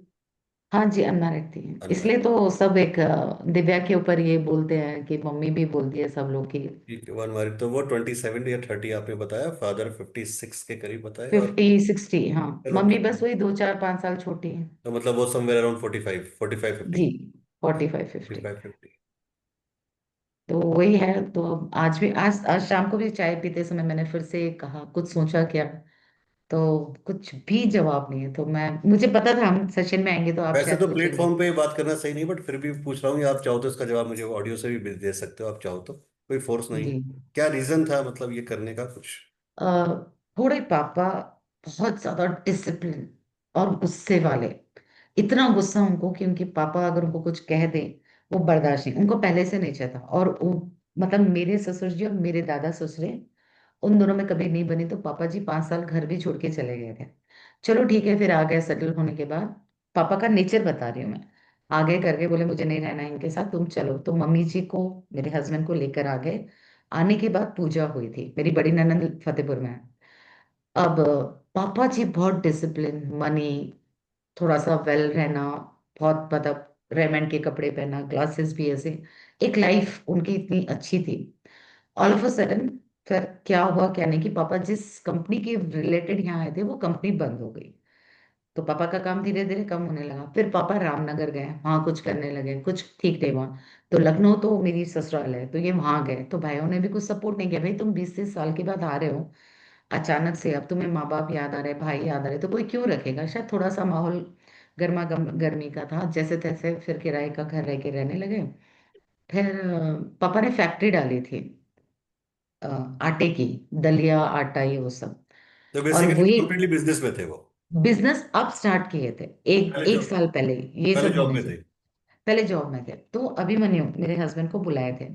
अभिमन्यु गए भी थे वहां पे, और वही टाइम पे ब्लेसिंग, अभिमन्यु को बाहर से कॉल आई थी जॉब की। तो अभी बोले मैं क्या करूं, मैंने कहा मुझसे मत पूछो क्या करो, आगे लाइफ तुम्हारी है, तुम्हारे पेरेंट्स की, तुम एक ही बेटे हो, तुम देखो। अभी बोले ठीक है यार, जाने से पहले एक बार मिलके तो आता हूँ, फैक्ट्री नहीं जाऊंगा। मैंने कहा ठीक है। ये तभी की बात है जो मैंने कहा।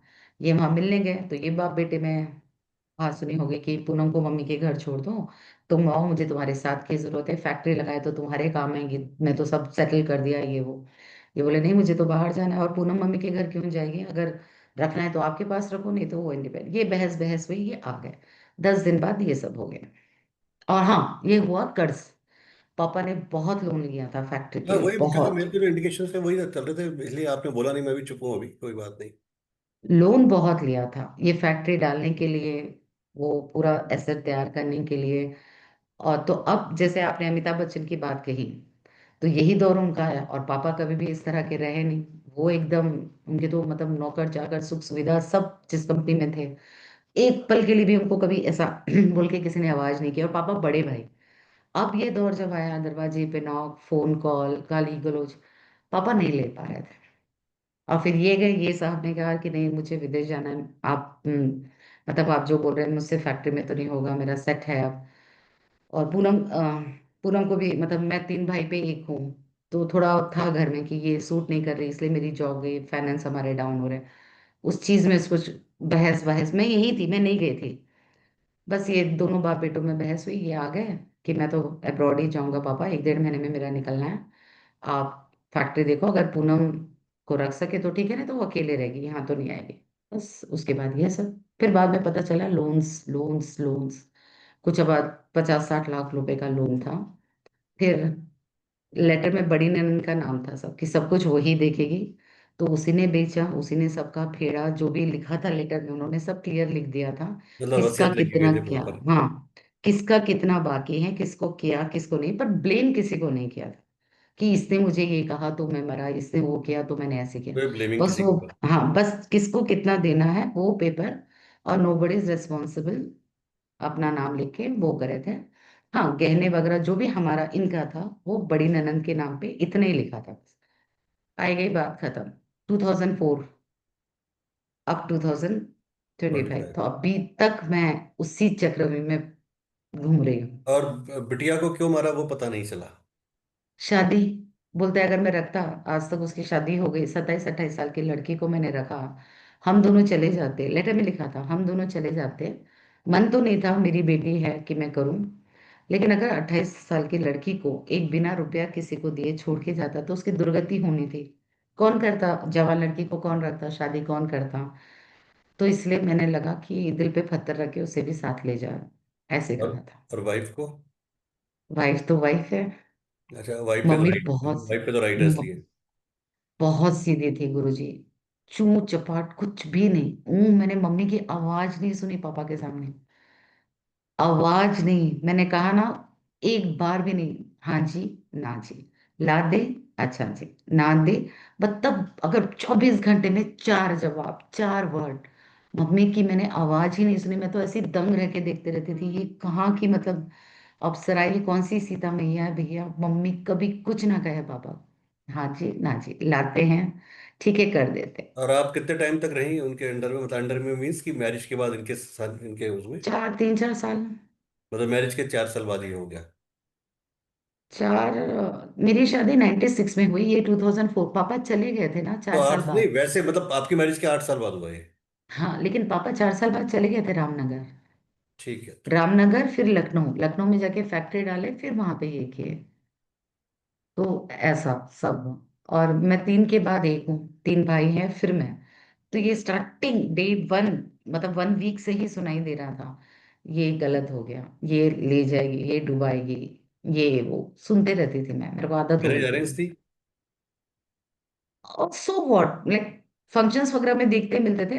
अदर कास्ट अगर रही है, he saw me, he sir की करूंगा तो फ्यूचर में इससे करूंगा, ऐसा कोई अदर कास्ट मतलब और ऐसा ऐसा कुछ नहीं। प्योर, मतलब कंप्लीटली लव भी नहीं बोल सकते उसको, और कंप्लीटली हाँ, arrange. We know each other कि ये अंकल का लड़का है, उनको पता है कि ये अंकल की लड़की है, फंक्शंस में मिली है, फेस्टिवल्स में हमारे यहाँ कुर्मी संघ होता है, तो वी नो कि हाँ ये अच्छा उनकी लड़का है। और पूजा मेरे साथ इंटर में सेम कॉलेज सेम क्लास, तो मिलना करना था, तो not exactly purely love, not exactly कि हम बिल्कुल नहीं जानते, फिक्स 50-50। सोच के देखिए कि एक उस समय पे हम जिस तरह से बात कर रहे हैं, पूनम जी जिस तरह से बता रही है, और सोच के देखें कि उस समय उस बाप की कंडीशन क्या रही होगी जब वो डिसीजन ले रहे होंगे। जरा सोच के देखें एक बार। अपने बिल्कुल बारे भी। में सोच के देखें कि आज हम अपने सोचें कि मुझे अपनी बड़ी बेटी को मारना है, छोटी को मारना है, और इस तरीके से मारना है, और सब उसमें भी क्वेश्चन ही आता है कि चलो मैं तो मार रहा हूँ, क्या वो मर जाएगी या जिंदा रहेगी? पूजा 5 घंटे के बाद तक रही। ये देखो, पूजा 5 घंटे तक ये रही। देखो आप सुन लो। बहुत स्ट्रगल किया उसने, वो भाग रही थी। पापा ने जो स्टार्ट किया तो पीछे लगे थे, उसको लगे ही नहीं था, तो वो स्ट्रगल 5 घंटे था उसका। मम्मी पहले पापा तो पहले उनको आपस। मारा ना? नहीं, मम्मी। जब मम्मी को पहले यहाँ पे। थर्ड आई पे, ओ शिट। हाँ, एग्जैक्टली ऐसे मम्मी ऐसी चेयर पे थी। अगर वो न्यूज़पेपर की हेडिंग आपको मिलेगी तो मैं भेजूंगी, पेपर में लखनऊ में है। ऐसे ही मम्मी चेयर पे ऐसे ही थी, और मम्मी हमेशा वही चेयर पे बैठती थी। पूजा वॉज ट्राइंग टू रन, तो उसको पीछे से मारा था। और फिर खुद नीचे बैठ के अंगूठे, पैर के अंगूठे से डबल बैरल से खुद को यहाँ पे 2 शॉट ऐसे ऐसे करके, डबल बैरल। तो उनके पास रिवॉल्वर भी थी, और डबल बैरल वो भी था। तो खुद को वो डबल बैरल से किए थे, सोच और के इनको देखो ना आप, शॉट्स। कितना दर्द, कितनी पीड़ा सही होगी, है ना, उन्होंने कि क्या करने जा रहे हैं, किस दौर से गुजरे होंगे वो। आप सोच के देखो जरा, है ना, हम सोच भी नहीं सकते शायद, कल्पना भी नहीं कर सकते किस दौर से गुजरे होंगे वो। कि आप कल जब अमिताभ का बता रहे थे। दुनिया के लिए वो एक एपिसोड हो गया, या बात लोगों की बातों की जबान हो, कुछ भी हो गया, लेकिन उस व्यक्ति से पूछो कि क्या बीती होगी उस समय। और ये सोचो पंडित जी कि मैं तो उनका सोचती, एक ही दिन एक ही समय 3 लोगों को, वो अभिमन्यु का कितना बड़ा कलेजा रहा होगा वो काम करने के लिए, हस्बैंड। अच्छा, ये अकेले ही हैं? सॉरी। आपके हस्बैंड अकेले ही हैं मतलब, और कोई भाई नहीं है? बेटा एक ही है, दीदी एक और है फतेहपुर में। हाँ, बेटे बड़ी एक ही है बहन। ना? हाँ, तो बेटा आप एक ही। सोचो एक बेटे के दिल पे 3 जने एक साथ उठाना और ये सब करना कितना बड़ा, है ना, आदमी फट जाता है पूरा अंदर से। पूरा। मुझे पता है और वो दौर। सबसे बड़ी बात, एक नॉर्मल डेथ होती है तो चलो ठीक है भाई, एक सबके साथ होता है, उसमें फिर दुनिया की 50 बातें, वो भी तो है सबसे बड़ी बात, कि वो नहीं है, दुनिया की 50 बातें। मैंने देखा ना उनको। मैं तो थर मैं तो समझ ही, इंसान कभी अब उठेगा ही नहीं, बाहर ही नहीं हो पाएगा इस चीज से। मैंने देखा उनको किस, वो दौर इतना इजी नहीं था ना मेरे लिए ना उनके लिए। सही बात है, बिल्कुल बहुत सही। बहुत डिफिकल्ट था उनको उस चीज से बाहर आने के लिए, 2-2.5 साल लग गए। नॉर्मल। थोड़ा सा। बहुत अंदर तक हिल गए थे हम। ऐसा ही है जी, कुछ भी हो सकता है। चलिए, थैंक यू वेरी मच, ईश्वर आप सबको मान सम्मान दे। कभी सोल्यूशन बता दीजिए गुरु जी। प्लीज। कोशिश करो जितनी जल्दी यहाँ से निकल सकते हो, सीरियसली कह रहा हूँ। कहाँ से, ये घर तो मेरा मतलब। नहीं, पर यहाँ से मतलब ये एनर्जी आप कैरी कर रहे हो ना इतने टाइम से, इनको तो निकालो, इनको कैरी हाँ, करके बात तो फिर करें। इसका शुद्धिकरण है जो भी है वो बात करेंगे ना फिर इस पे एक एक करके। मैं बात करती हूँ, फिर से रात में बात करती हूँ।